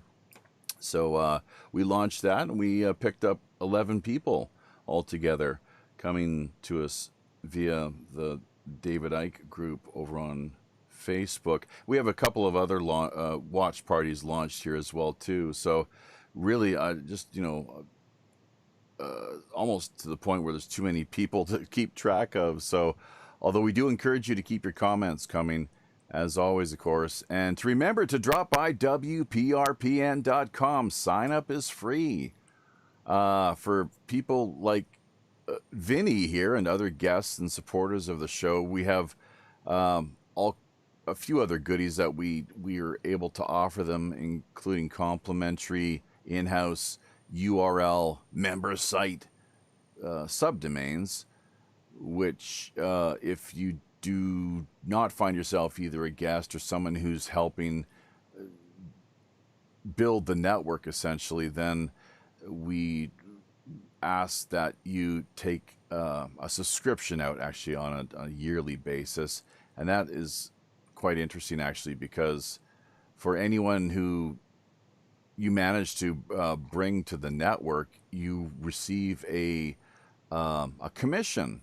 It's like around 30 some odd %, actually. So the rest goes, well, the other 1/3 goes directly to charity, and the other 1/3 goes back to the communal kitty. Hashtag WWRHD. What would Robin Hood do? Let's have you address that final point then, Vinny, if you will, regarding Penny Bright. I've never heard of her. It sounds like she may have passed away. Yeah, she did. Okay. There's a playlist on my channel called R.I.P. Penny Bright, with over 100 videos. She was the most prolific guest on my show.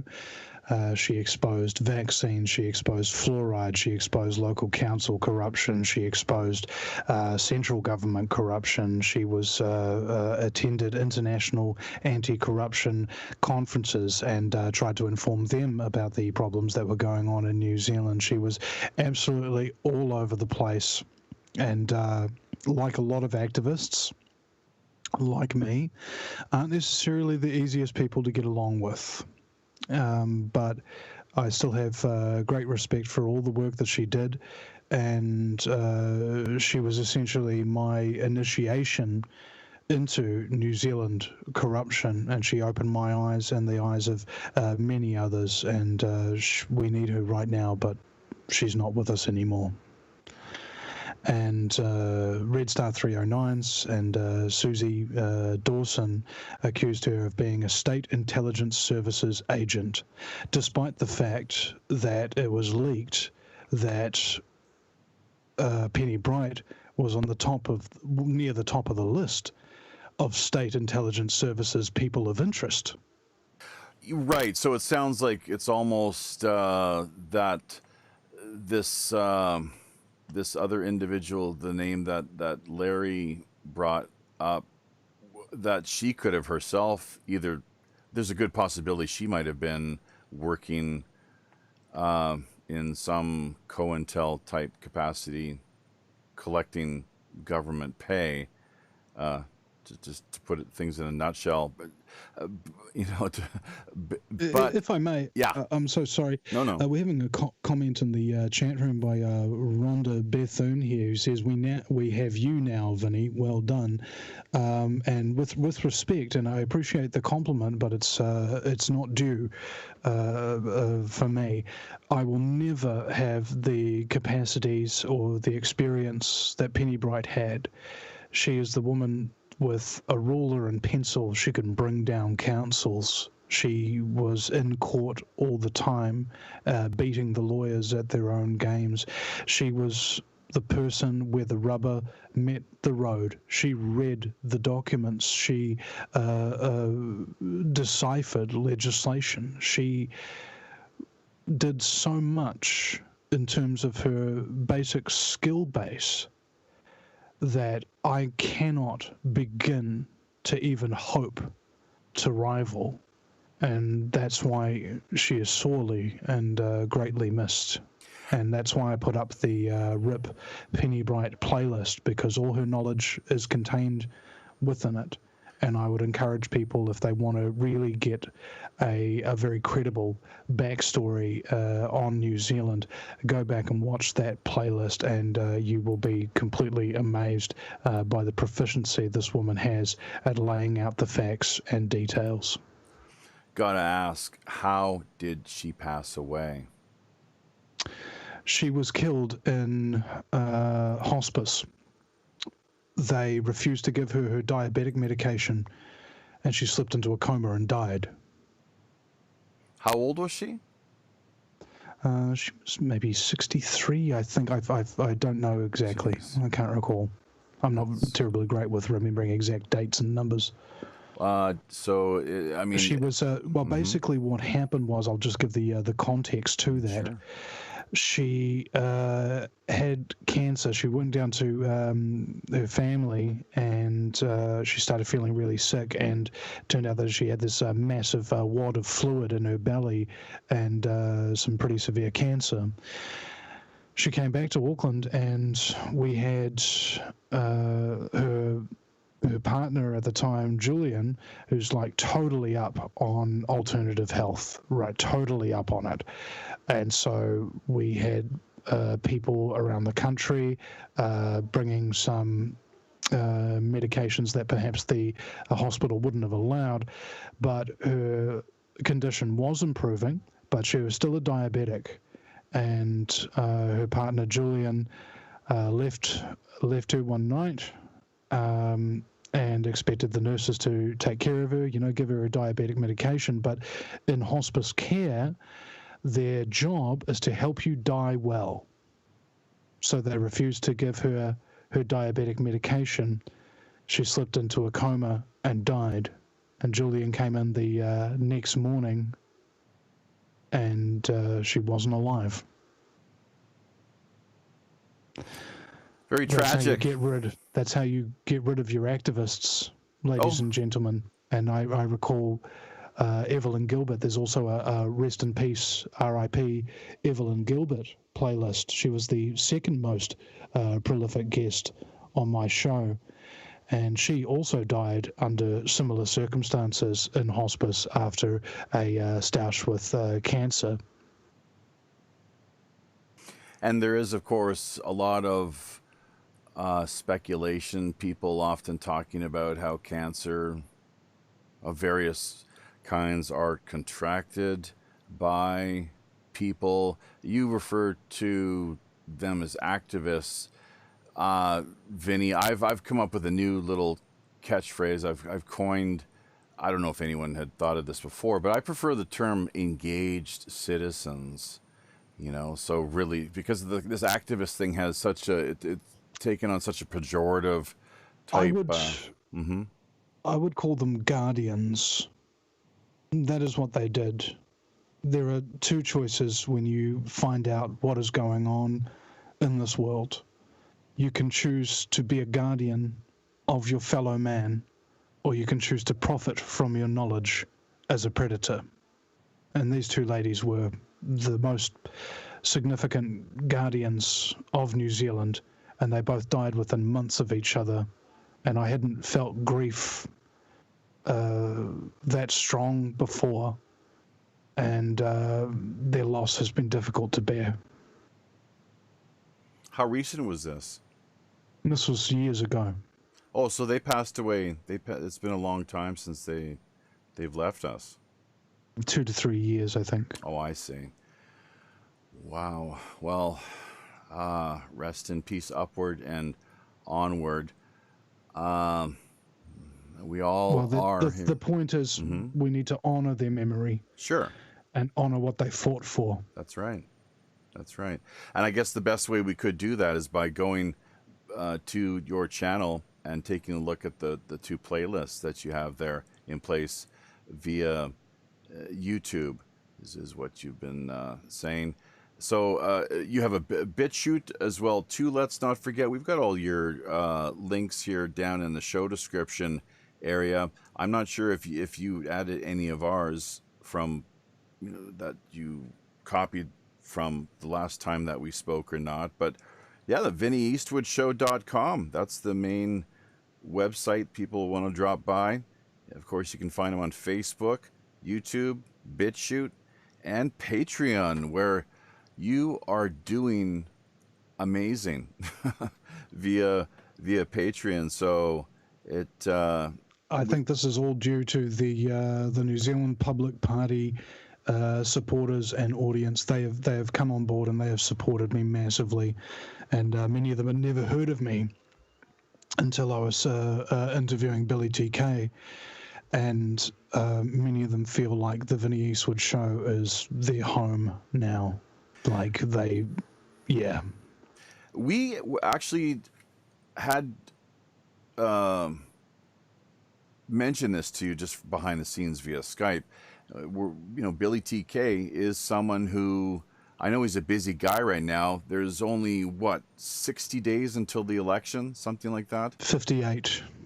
Okay, but I mean, if we could somehow work it into our schedule. Oh, sorry, 48 actually. Okay. It's even less. If we could somehow work it into our schedule, we'd love to speak to him at some point, whether it's during our news segment or the feature, the Friday night feature end of things, which here in Asia for you and I that's Wednesdays and Saturdays, Tuesdays and Fridays back in the West there for people in North America, essentially.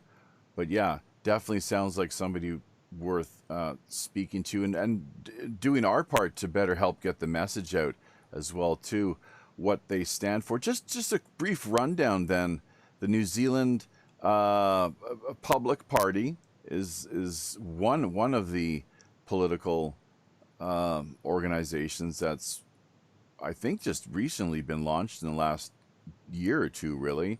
And they formed a coalition with this other group, which, if I'd been taking better notes, Advanced New Zealand. Okay, so that's great that they can work together in that manner. That really strength in numbers. That's quite empowering for sure. Well, essentially, what's very sad is that it was a last resort. Advanced New Zealand were the only party in New Zealand to actually want to work with Billy. Everybody else wants to keep to themselves and keep losing.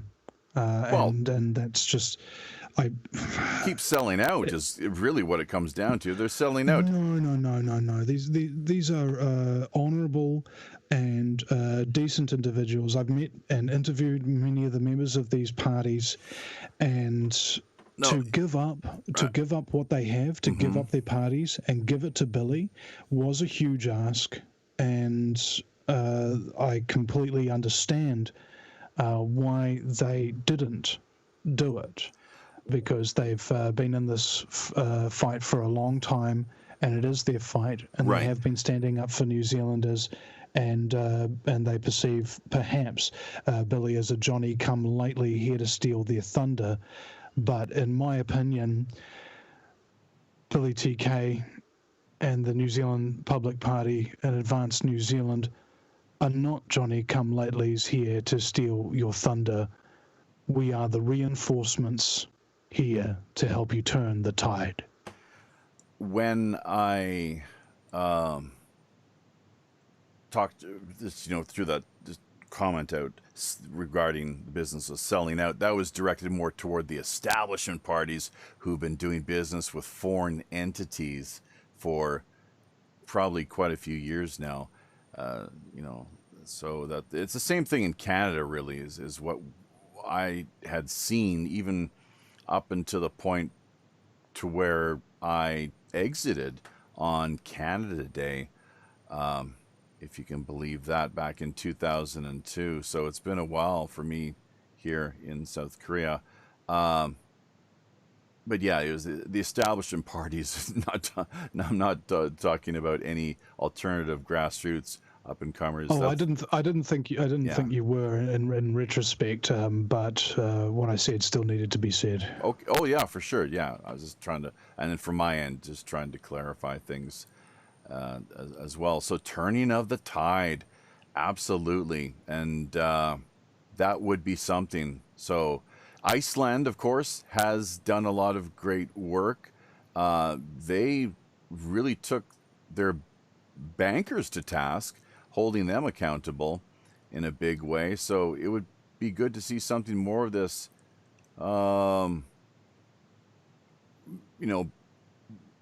manifesting across the world, of grassroots, populist, dare I say, uprisings. Power to the people, I guess, is what it comes down to. But we still haven't gotten clear on the platform. We'll end on this note, just to be clear, because I'm sure there's a lot of people out there listening that would like to know, mostly from our end of things. Presumably, most of your listeners have read over their platform and got a clear sense of what they stand for. What is it exactly in just a rough overview? Can you share with us? The Advanced New Zealand and New Zealand Public Party Alliance stands for freedom, sovereignty, independence, transparency, and accountability. They wish to reclaim New Zealand for all the people. They wish to kick out any kind of infiltration, any kind of foreign interference within our political system. They wish to end the poisoning of our lands by various means, the poisoning of our waters by various means. They wish to end the corrupt banking system. They wish to end all of the forms of tyranny that have been imported into New Zealand under the Agenda 21 protocols, which Rosa Corey, who we've done an interview with on the channel, and I would encourage people to go and watch that Rosa Corey interview. If you do not, you don't care about this country, please go and watch that interview with Rosa Corey, ladies and gentlemen. Become informed about the true threat that faces this country. Anything and everything that I have been bringing up on my channel for the last decade with regards to freedom, independence, sovereignty, transparency, accountability, the poisoning of the public, the deception of the media, the New Zealand Public Party and Advance New Zealand stand against it all.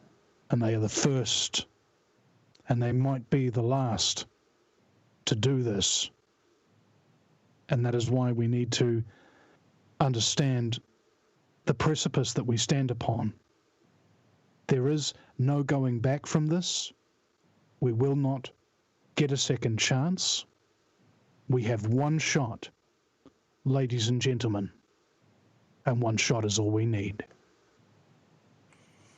That will be decided at the polls in less than 2 months, as you said, about 48 days now. So hopefully no electronic voting. Hopefully New Zealand is paper ballots and pencils, hand-counted ballots. Nothing, nowhere near the total debacle that we have witnessed, via the U.S. and in particular, not really setting the best example as far as fairness and transparency is concerned. But Vinny, it's been a great ride once again. This is, I think, about the third, maybe fourth time that we've connected on this front. So really appreciate it. We got some guests that we'd like to send your way as well too. Potentially, I know a couple names here: Will Champion and Jim Gottstein, who we recently interviewed. So, people out there listening, if you haven't checked out the interviews that we did put together with them, be sure to drop by our BitChute channel. We're not really big into promoting YouTube, although we would like to get 40 more subscribers. If you haven't subscribed to our channel yet, we can get those 40 subscribers. We'll have 1,000 backing us via YouTube, and that means that we're able to qualify for monetization finally. Oh, and live streaming as well. That's what I don't know. That's what we're doing now. So is there something more that we're missing out on? Oh, maybe not, actually. I could be mistaken. Yeah. No, we're live streaming now through YouTube, Facebook, and DLive using the Restream technology that has been made available to us here. We very much appreciate. So much more to address. So many issues that are currently present and a part of our world, which one of the things I was going to ask you about earlier, Vinny, was your meditation. You were talking about depression. I think you were talking about depression. I know I brought it up, and how energy levels, let's say, the way that we're drawn into these issues, and we take, on a very personal level, and there's a lot of energy that we invest, and it's difficult sometimes to be able to effectively recharge our batteries, to ground ourselves, and just not really maintain a relative degree of sanity as well too. Hopefully, perspective and everything else that goes along with it. But yeah, I don't know. I'm thinking you're kind of a meditation sort of guy. You do a little bit of that, probably, breathing exercises. Well, if I may just explain here a little bit, just conduct an experiment with me now, ladies and gentlemen, wherever you are. If you can close your eyes, do so. When I'm stressed or something like that, this is what I do. And repeat after me, Jaffe. Close your eyes. Where am I? Where am I? I'm right here. I'm right here. What time is it? What time is it? It's right now. It's right now. Is there a threat coming to kill me in the next 60 seconds? Is there a threat coming to kill me in the next 60 seconds? Just have a look around. No? Open your eyes, take a deep breath, and you're back in reality. Okay? The reason why we get depressed is because the person looking at us in the mirror is not the person we want to be. The reason why we feel anxiety is because many people don't understand the fight, flight, and freeze response. You've heard of fight or flight, but you haven't heard of the freeze. When you're in a dangerous situation, you will have a choice to run away from that danger, to face it, or to play dead. And at the moment, when people are faced with the threat of a totalitarian government, can you just kill it by yourself? No, you can't. Can you escape it permanently and escape its influence? No, you can't. So then people freeze. The threat is not upon you within the next 60 seconds, ladies and gentlemen. Do not live your lives in anxiety. You are right here. It is right now, and there is no threat.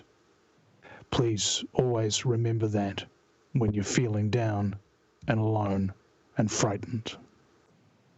Ram Dass, the prestigious, very well known. He was a guru throughout the 60s in the psychedelic era. One of the catchphrases that he coined, as I understand it, was simply "be here now," and that's something that I constantly am. That's Buddhism, actually. In many ways, people talk about meditation. Well, for me, it's just always, every breath I take is meditation. Be here now, and exactly what you've laid out there, Vinny, I fully concur with, and very much appreciate. We conducted a thought intention experiment a couple months ago here during one of our shows, very spontaneous sort of occurrence, and it proved to be successful, believe it or not. The woman who had found herself in the emergency room at the hospital suddenly just stood up and came to her senses, essentially. The health issues that she was said to have been having to deal with were completely had vanished, and so she left and went back home right at the very time that we had been asked by her husband to do, pray or essentially produce what we did there with the help of Nori Love and Augie Nost, who guided us through that thought intention experiment. So could just be a coincidence, of course, or there might be something to it. This business of the collective mind, not the hive mind. Hopefully, that's a little too kind of creepy. That's maybe one of the things that we're having to contend with here right now and to deal with is this faux singularity. So, yes. Too little time, so many issues. Vinnie Eastwood, thank you once again. Episode number 193 of Pirate Radio Podcasts. It's been a great ride. We're going to let you go, actually, and then maybe catch up with you on the back end of things, whether you are doing an after show on Discord or not, as you, I think, quite often Oh, no, do. no. I've got visitors, and in fact, I was supposed to be with them over an hour ago.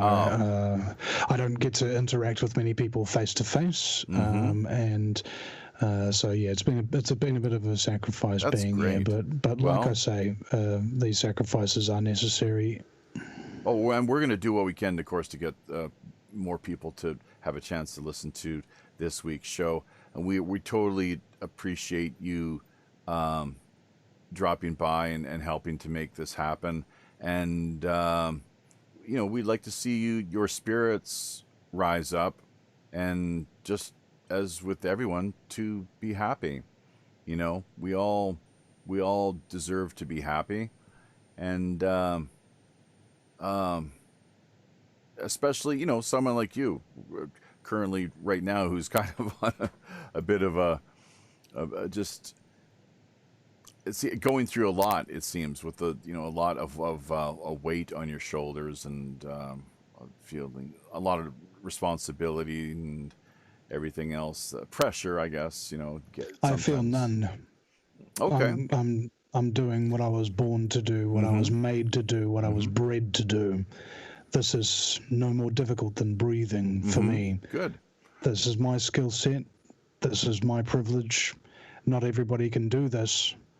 And so he who has the ability has the responsibility. I don't want to be a talk radio show host. I don't want to be a YouTuber. I am doing it because it is what is necessary at the moment. Preferably, I'd like to be a lead singer in my band. I'd like to be making feature films with my friends. But my country and the world and my daughter's life is at stake. Yeah, there comes a time where people definitely have to take a stand. So hopefully more will find you to be inspiring, of course, and the message that New Zealand's latest populist political parties, what they're putting out, that it's something we're supporting and getting behind, and that it's going to reflect positively at the polls coming up in just under 50 days now. So thank you once again, though, Vinny. We are going to let you go. Was there anything else that you would just like to close on, as far as, I mean, we've plugged your websites, of course, and how people can contact you. It's all available down there in the show description area. I'm sure we'll meet again here at some point, but any just closing comments or final words, or has everything pretty much already been spoken? Never. See, there is a joke, I'm telling you. The Vinnie Eastwood Show is listener supported, so if you value the support being given to the ANZPP, please consider making a donation or starting an automatic payment. And if you're watching this on my channel, the details for that are below. The VinnieEastwoodShow.com is the website. That's Vinny with a Y, because it's the most important question. And Eastwood, like, go ahead, make my news. And go ahead, ladies and gentlemen, donate through PayPal, support us on Patreon, follow us on Facebook, subscribe to the channel, like the video, and above all else, the most important and the most difficult thing to get people to do is to share these broadcasts out there Ladies and gentlemen, there is no advertising budget, and the YouTube algorithms prevent the vast majority of people from even getting notifications about these shows. And it is the individual contributions of the listenership that is the very reason why my show was even able to get off the ground in the first place. And at the moment, we're just flying right now. The support has been truly tremendous, and I hope to get even more support as we get into the real thick of this election season. It is going to turn ugly, ladies and gentlemen. We are up against people who have both no rules and no scruples, no conscience, and we must steel ourselves against it and be hard and be able to take it, because the country needs us to. Thank you, Jeffy. All right, my friend. All the best once again, as we like to say here, courtesy of the Robin Hood. Happy sailing. Vinny is off to spend a little time with some friends that he has talked about, of course, visiting him. He claiming not to really have too much face-to-face time with actual people. So much of his life spent in front of the computer screen, live streaming. So that's really critical that he has that opportunity, of course. And what a show! What wow! This the jam-packed full of information as always. So much to look into and research, of course. Some really exciting things taking place in New Zealand, of course, on the political front. It'll be quite something to see whether or not the coalition of these two populist parties managed to actually make any headway.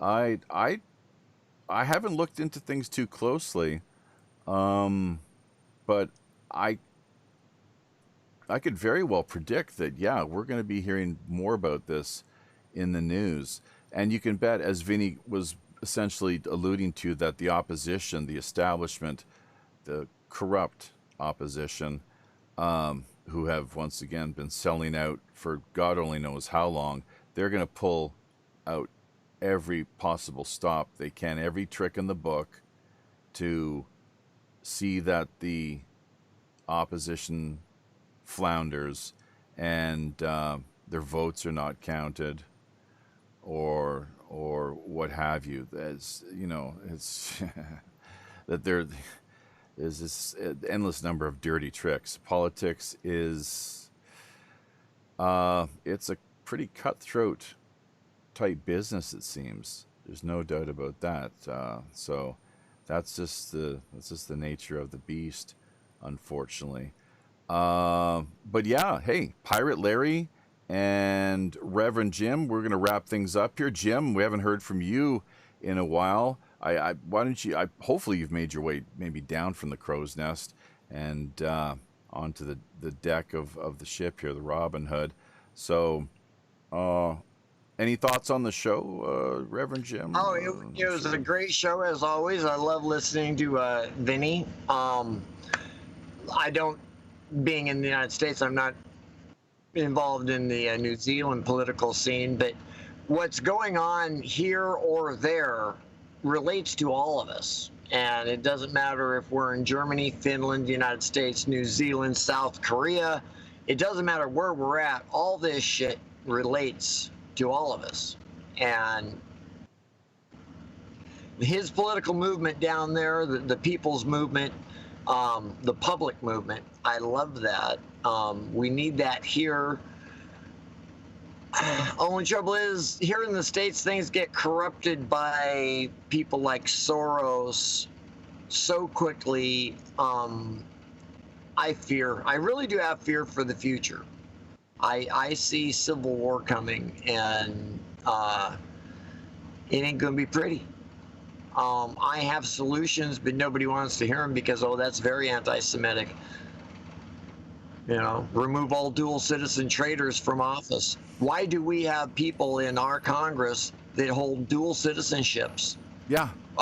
What master are they serving? Because they certainly aren't serving the United States. Well, that's a no-brainer. That's if they're Chinese or any other nation, it's the same thing. Get them out, because that's total. One of the issues we didn't bring up tonight was treason, and it's an interesting thing because when's the last time anyone has heard anything about treason? Anyone being charged with treason or facing treason charges? And there's a famous expression. It goes back a few hundred years now, and I wish I actually knew who had coined the term. His name is on the tip of my tongue. I think it was a knight out of England, actually. But anyways, that was it Lord Acton? Something along those lines. That treason never doth prosper. What's the reason? For if treason doth prosper, none dare call it treason. And we've heard that expression, none dare call it conspiracy. It's the same deal. That there were two famous books actually written back in the day. None dare call it treason, none dare call it conspiracy. But conspiracy never doth prosper. What's the reason? For if it doth prosper, none dare call it conspiracy. And I think we see both happening right now on a major scale. Just the looting, the pillaging, the pilfering of public coffers. Just, it's checks and balances was what America was supposed to have been founded on. Those principles of checks and balances.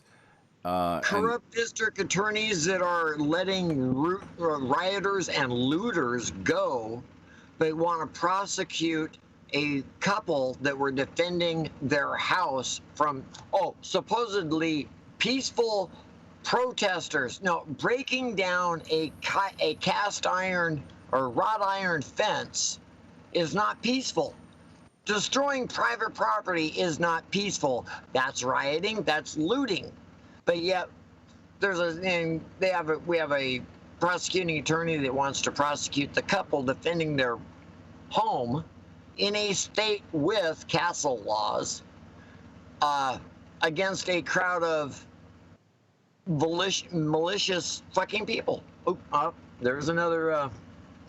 I guess that's my one for the week. All right. Hopefully it doesn't lead to the video getting demonetized. But just the way YouTube seems to want to. Did you hear about Dale Bigtree and the Highwire?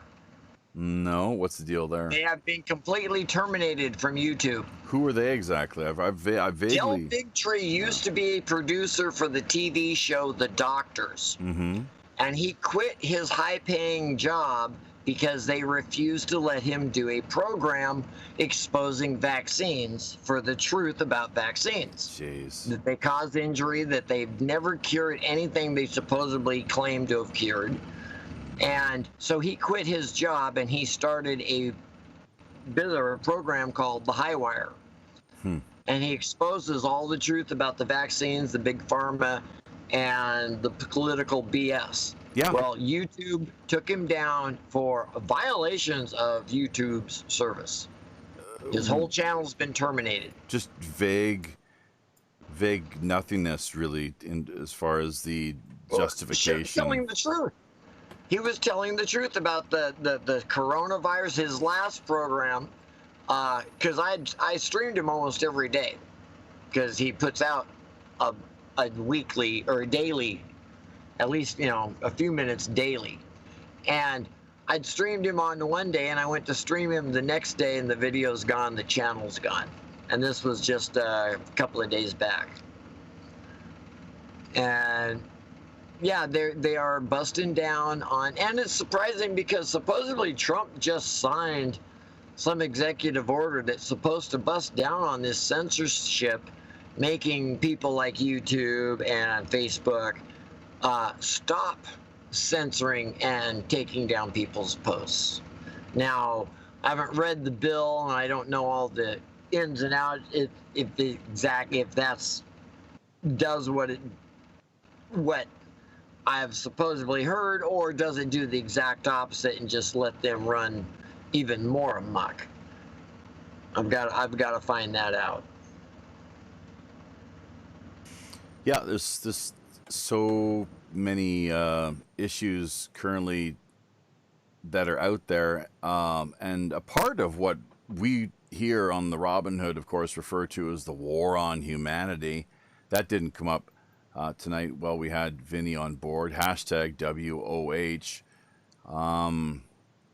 But you just look around, including here where we are in South Korea, with things like malathion being sprayed in our neighborhoods on a routine seasonal basis in an effort, supposedly, on the face of things at least, to eliminate, cut down on malaria, get rid of those mosquitoes. The chemtrails, I guess the UN's still pretty active here in South Korea, because chemtrails, I do believe they still are, very much around. Quite commonly do see them anytime I go outside. And although I must say that the overflights, once again, we've talked about this before, not for a while now, but living here in the crosshairs, directly under where all of these mostly military aircraft, I guess, want to be traveling to and fro, east, northeast, south, and west, right here in the crosshairs, wouldn't you know it? So finally did manage to successfully download the entire MASH series the other day via Pirate Bay, which was pretty cool. They never used any actual Koreans in that TV show, although it was supposed to be based out of Korea during the Korean War. One of the things, it really kind of, that bothers me just on a philosophical level. Nothing to do with Korea necessarily. Just you would think that that the show is set in a certain location, in this instance Korea, that you would have Koreans. And but I really think, I was talking to the wife about this the other day, I think it'd be great to see a reboot of that show. I think it would actually work if they went about doing it the right way. Radar and Hawkeye, Hot Lips, have them, it's just rebooted for the modern current age. If Hollyweird is looking for any ideas, remember, if we do see a reboot of MASH, where you heard about it first. The idea was floated, so who knows? Hey, maybe they'll cut us a little 10% of something that we'll find, although I wouldn't exactly hold my breath, showing up in the collective community kitty coffers. So, but anyways, yeah, this Pirate Larry, I think you're still around. I also, we wanted to hear from you. There's so much going on out as far as the audience here is concerned. People popping in, and endless number of comments that they're providing via Facebook and YouTube and DLive. We actually tried to distribute some of the rewards, digital rewards, a while ago, and just having some issues, as we sometimes do, with that particular feature of DLive. Unfortunately, I guess we'll give it one more shot here before we call it a night. Shut down shop once again. We'll be having Drew Beeson, I believe is how you pronounce his name. He is the author of a book which outlines and takes a real close look at the Zodiac serial killings, which, as I understand, both Pirate Larry, Reverend Jim, you might know a little bit more about this, but that was like San Francisco, late 60s, early 70s, and even as far up, I believe police investigators thought, the states of maybe was it Oregon and even Washington, if I'm not mistaken, the Zodiac killer. So yeah, Drew Beeson will be our feature guest kicking off our August schedule. So we're looking forward to that. A lot more great things coming your way. Be sure to subscribe if you have not already, wherever you can find us out in social media. Share those links. Hit the notification button as well too. That's important if you want to stay in the loop. We readily welcome donations as well too. Let's not forget via PayPal. Janie Walker and Dana Shiver have really been knocking it out of the park as of late. So their assistance is really very much appreciated. In any time somebody sends a cash donation, it's a pretty big thing for us, frankly, because it helps to cover the costs. We have operating costs here, folks. Just we're not talking about making any money at this particular stage or profit. Unfortunately, we're all running pretty much out of pocket here is what the deal has been the past not quite 5 years now, but that is something which, if we had a marketing a whiz that was able to take control of that particular part of the operation, would be very much appreciated, and someone with a creative design as well too, and promoting and plugging our Teespring store, of course, where we do have t-shirts, coffee mugs available, all those sort of good things. Pyro One Radio at protonmail.com is the website address. I'm sorry, the email address. Let's get that straight. It's been a long day, and I'm not quite to the point where Vinny was, I don't think, but getting there. So, yeah, and Minds.com tokens as well too. Always appreciate, get a big kick out of the donations that come our way via that route. And if in the last final analysis, any of those other options are beyond your means, then anytime you can share, comment, like, subscribe, or hit notification buttons where you do find us in social media, that does help to go a long way. Be sure to tell your friends and family as well, as we continue to watch the flagship do its job here and the network continues to grow. So Pirate Larry, we have not heard from you here. I don't know if it looks like he's still there on mute. Yeah, so Larry, let you have the last word before we shut things down. How was your journey up there out along Dead Man's Bluff? Well, I gotta tell you, there's a lot of bones down here, a lot of calcium. Yeah. A lot of calcium. I was going to ask you. So, yeah, go ahead. Yeah, Dead Man's Bluff. It's a tall, 300-foot drop. Mm-hmm. And below that drop, below the bluff, is just skulls and bones. You got it's a pretty great vantage point, though, with you're able to take in everything that's going on down in Skullport Harbor. I don't know if you've got a looking glass or not, a spyglass, but I do. Oh, right. So I think we might want to maybe consider heading off to one of the local, speaking of Skullport Harbor, one of the local drinking establishments. Houses of ill repute. So the Howling Wolf Inn, the Mossy Wench. I think somebody mentioned the Green Dragon at one point. Pirate Joe, when he was here with us, he seemed to get a big kick out of the Old Log in.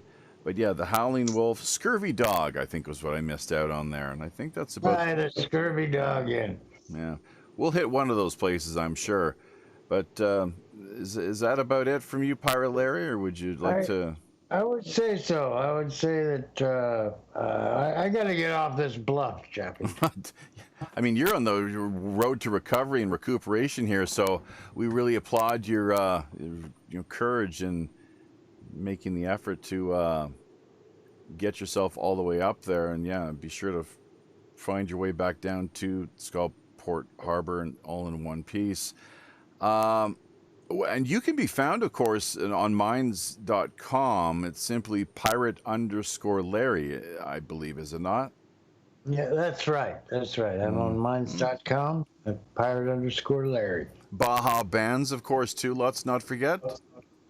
Baja Bands is my my little project close to my heart, where we take indie musicians from Baja and we put them on YouTube. Music videos. Okay, there we go. That's right. And, we haven't had a chance to feature any of the music yet in the Minds World Indie Music Showcase installments that we've produced. We've got number 8 coming up here, hopefully before too long. We'll just see. We're getting pretty booked up here as far as the feature shows are concerned. So it's going to be interesting to see how things manage to play themselves out in the end. And finally, let's then turn things over to Reverend Jim, because you're one of our syndicators, as is Angel Espino, who comes to us and picks up what we have to share with the world via psn-radio.com. Another one of our underground digital syndicators is the Global Enlightenment Radio Network. That's #GERN, who Daryl and Katie are the two central figures behind that endeavor. And all three of you, we very much appreciate your support and doing what you can to help us better grow the network, essentially. WPRPN.com, the People's Pirate Network. But yeah, Reverend Jim, did I miss anything there? You're over on D Live, and Jim Callis, simply is how they can. I don't think that's too top secret or confidential. We can let people know your Minds handle. I'm Jim Callis on Minds and Facebook. I'm Barbecue Jim on YouTube. I'm Rev.Jim on D Live.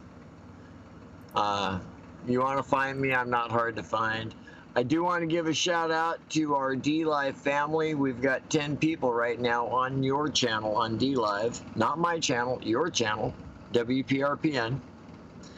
And we got Spanx the Monkey came in this week, and let's see who else was over here today.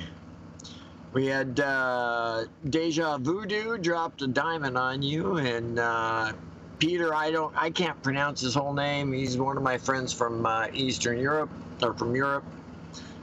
He's either from Germany or Finland, but Peter came in, said hello. We got NPA Amir gave you a follow, and Jupiter 5 stopped in. And my buddy So What from Germany. You are at 150 followers now on D Live. So numbers are growing. Over here on my channel over on D Live, we got, I'll try to make this quick. I'm looking at 10 over on my channel too. There might be some cross people here. Oh, we got Lady 5G. We got the Notorious RGP. We got So What. He's my friend. He's actually hosting me. So I'm going out on, you're going out on my channel, and I'm going out on his channel in Germany through D Live. So we're getting some more syndication. There's Peter. There's who else is here? Rochelle is awake is in my audience, and she's really good people. I think that's about it right now that I can see. Anyway, I want to say it was a great show. Thank you again. I'm not heading to the after show. I'm gonna kick in with some music, and I've already got one lined up. Already got a request. Have a great weekend, Jaffe, and for the rest of the pirate crew, happy sailings. Stay safe. We'll see you on Tuesday. Sounds good, Jim. As always, appreciate the support, and we will definitely be in contact here again shortly. Jane E. Walker talking about how she couldn't get the show over on Facebook, listing on YouTube, but she doesn't have any comment options. A great show with Bunny. I think she meant to say Vinny, but that's maybe one of those voice-to-text type deals that she's working with there. I'm guessing that's the reason it came out that way. She also followed up here. Now, this is really interesting, folks. Talking about how she copied a post from the OSHA guy about different types of masks to her page. Facebook deleted it, said she was posting info against community standards. That was dangerous information. And she edited it again and tried to repost. Facebook deleted it again and said if she does it again, she'll be kept from posting or commenting for 24 hours. This, I believe, has got to do simply with masks, whether masks are effective or not, how masks function essentially, whether you can actually breathe or not. I think most people who put those damn things on can pretty much tell that the quality of their the air that they're breathing is being compromised, unfortunately. So yeah, don't get me started on the whole mask issue, because it's something I'm having to contend with here in Korea. Pretty much now every gig that I've got, these little elf jobs, that they're pushing that in a big way, which only leads me to wonder what's next. Really, I can kind of see it coming. I hate to say, with respect to mandatory vaccinations and digital ID, of course, the biometric end of things, which I'm doing all I can here right now to have no part to do with whatsoever, because, well, it's a violation. It's utterly intrusive. Like I was saying earlier to Vinny, I don't mind engaging technology on my own terms, and that's why we do the show in the format that we approach. That we approach it. So anytime, however, that you do have technology which is coercively thrust upon you, or that they try to, whoever it is out there, compel you to consume or engage, that becomes a big problem. So all sorts of issues in our lives potentially. I tend to look more toward my inner space, which, well, because when it comes right down to it, from a philosophical standpoint, you could very well see the outer world and realms that we perceive as being largely that of one vast illusion, a matrix holographic projection, perhaps, something along those lines. What does it all come down to? One of the things is that we could potentially all be ourselves nothing more really than nodes in the matrix. Each of us is important, I would imagine, equally important as the next, but nodes in the matrix nonetheless. So, all right, well, I think it's tough to get to everybody. Apologies if we did miss out in not addressing some of your comments. They will be there for posterity's sake, which is great.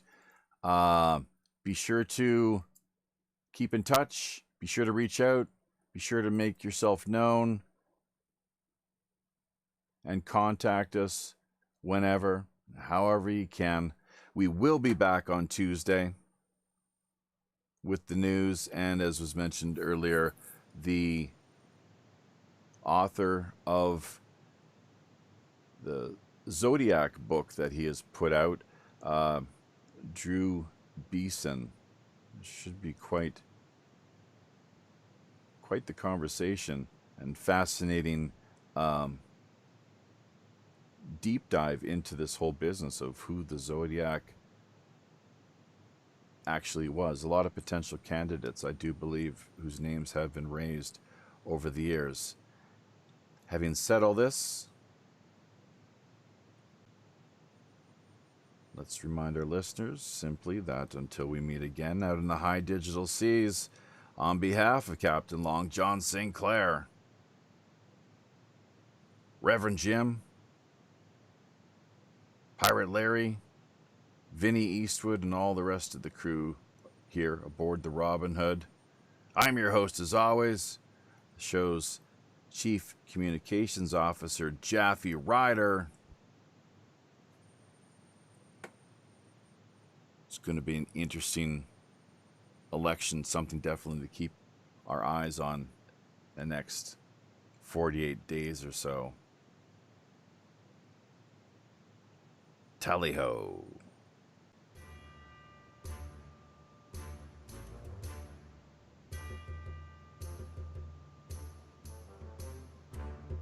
I know. There we be. Having carefully looked over each of our navigation panel instruments, checking every level, switch, dial, cable, knob, and pulley, by all accounts and indications, we indeed see it's time once again to drop anchor inside Mystic Bay. Draw an end to yet another week of World Pirate Radio Live. Remember, if you're looking for a little more animated online action, keep in mind we've likely got yet another great free-flowing Rogues Gallery after show coming up for the next hour in one of our more premium, exclusive, and remote digital underground online pirate hideaways.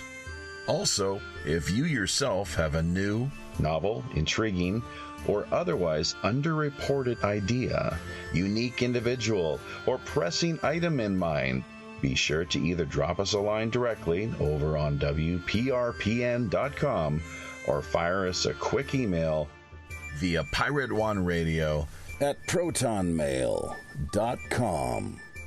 We're always open to exploring fresh creative suggestions, intriguing guest ideas, cutting-edge discussion topics, and captivating themes.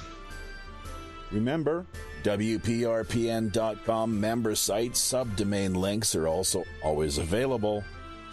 Great for artists, musicians, podcasters, bloggers, social media personalities, or pretty much just any old land lover looking to boost their online visibility, presence, and reach.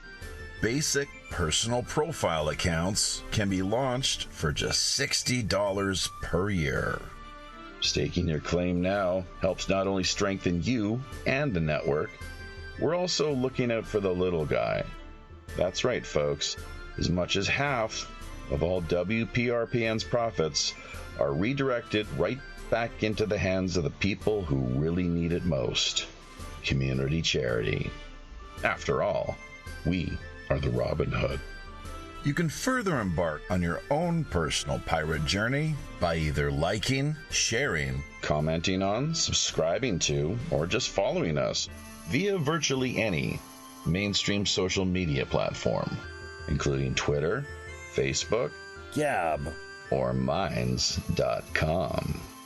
So don't forget, to become engaged. Until we meet again out on the high digital seas. I'm your host as always, the ship's Chief Communications Officer, Jaffe Ryder. Tally-ho.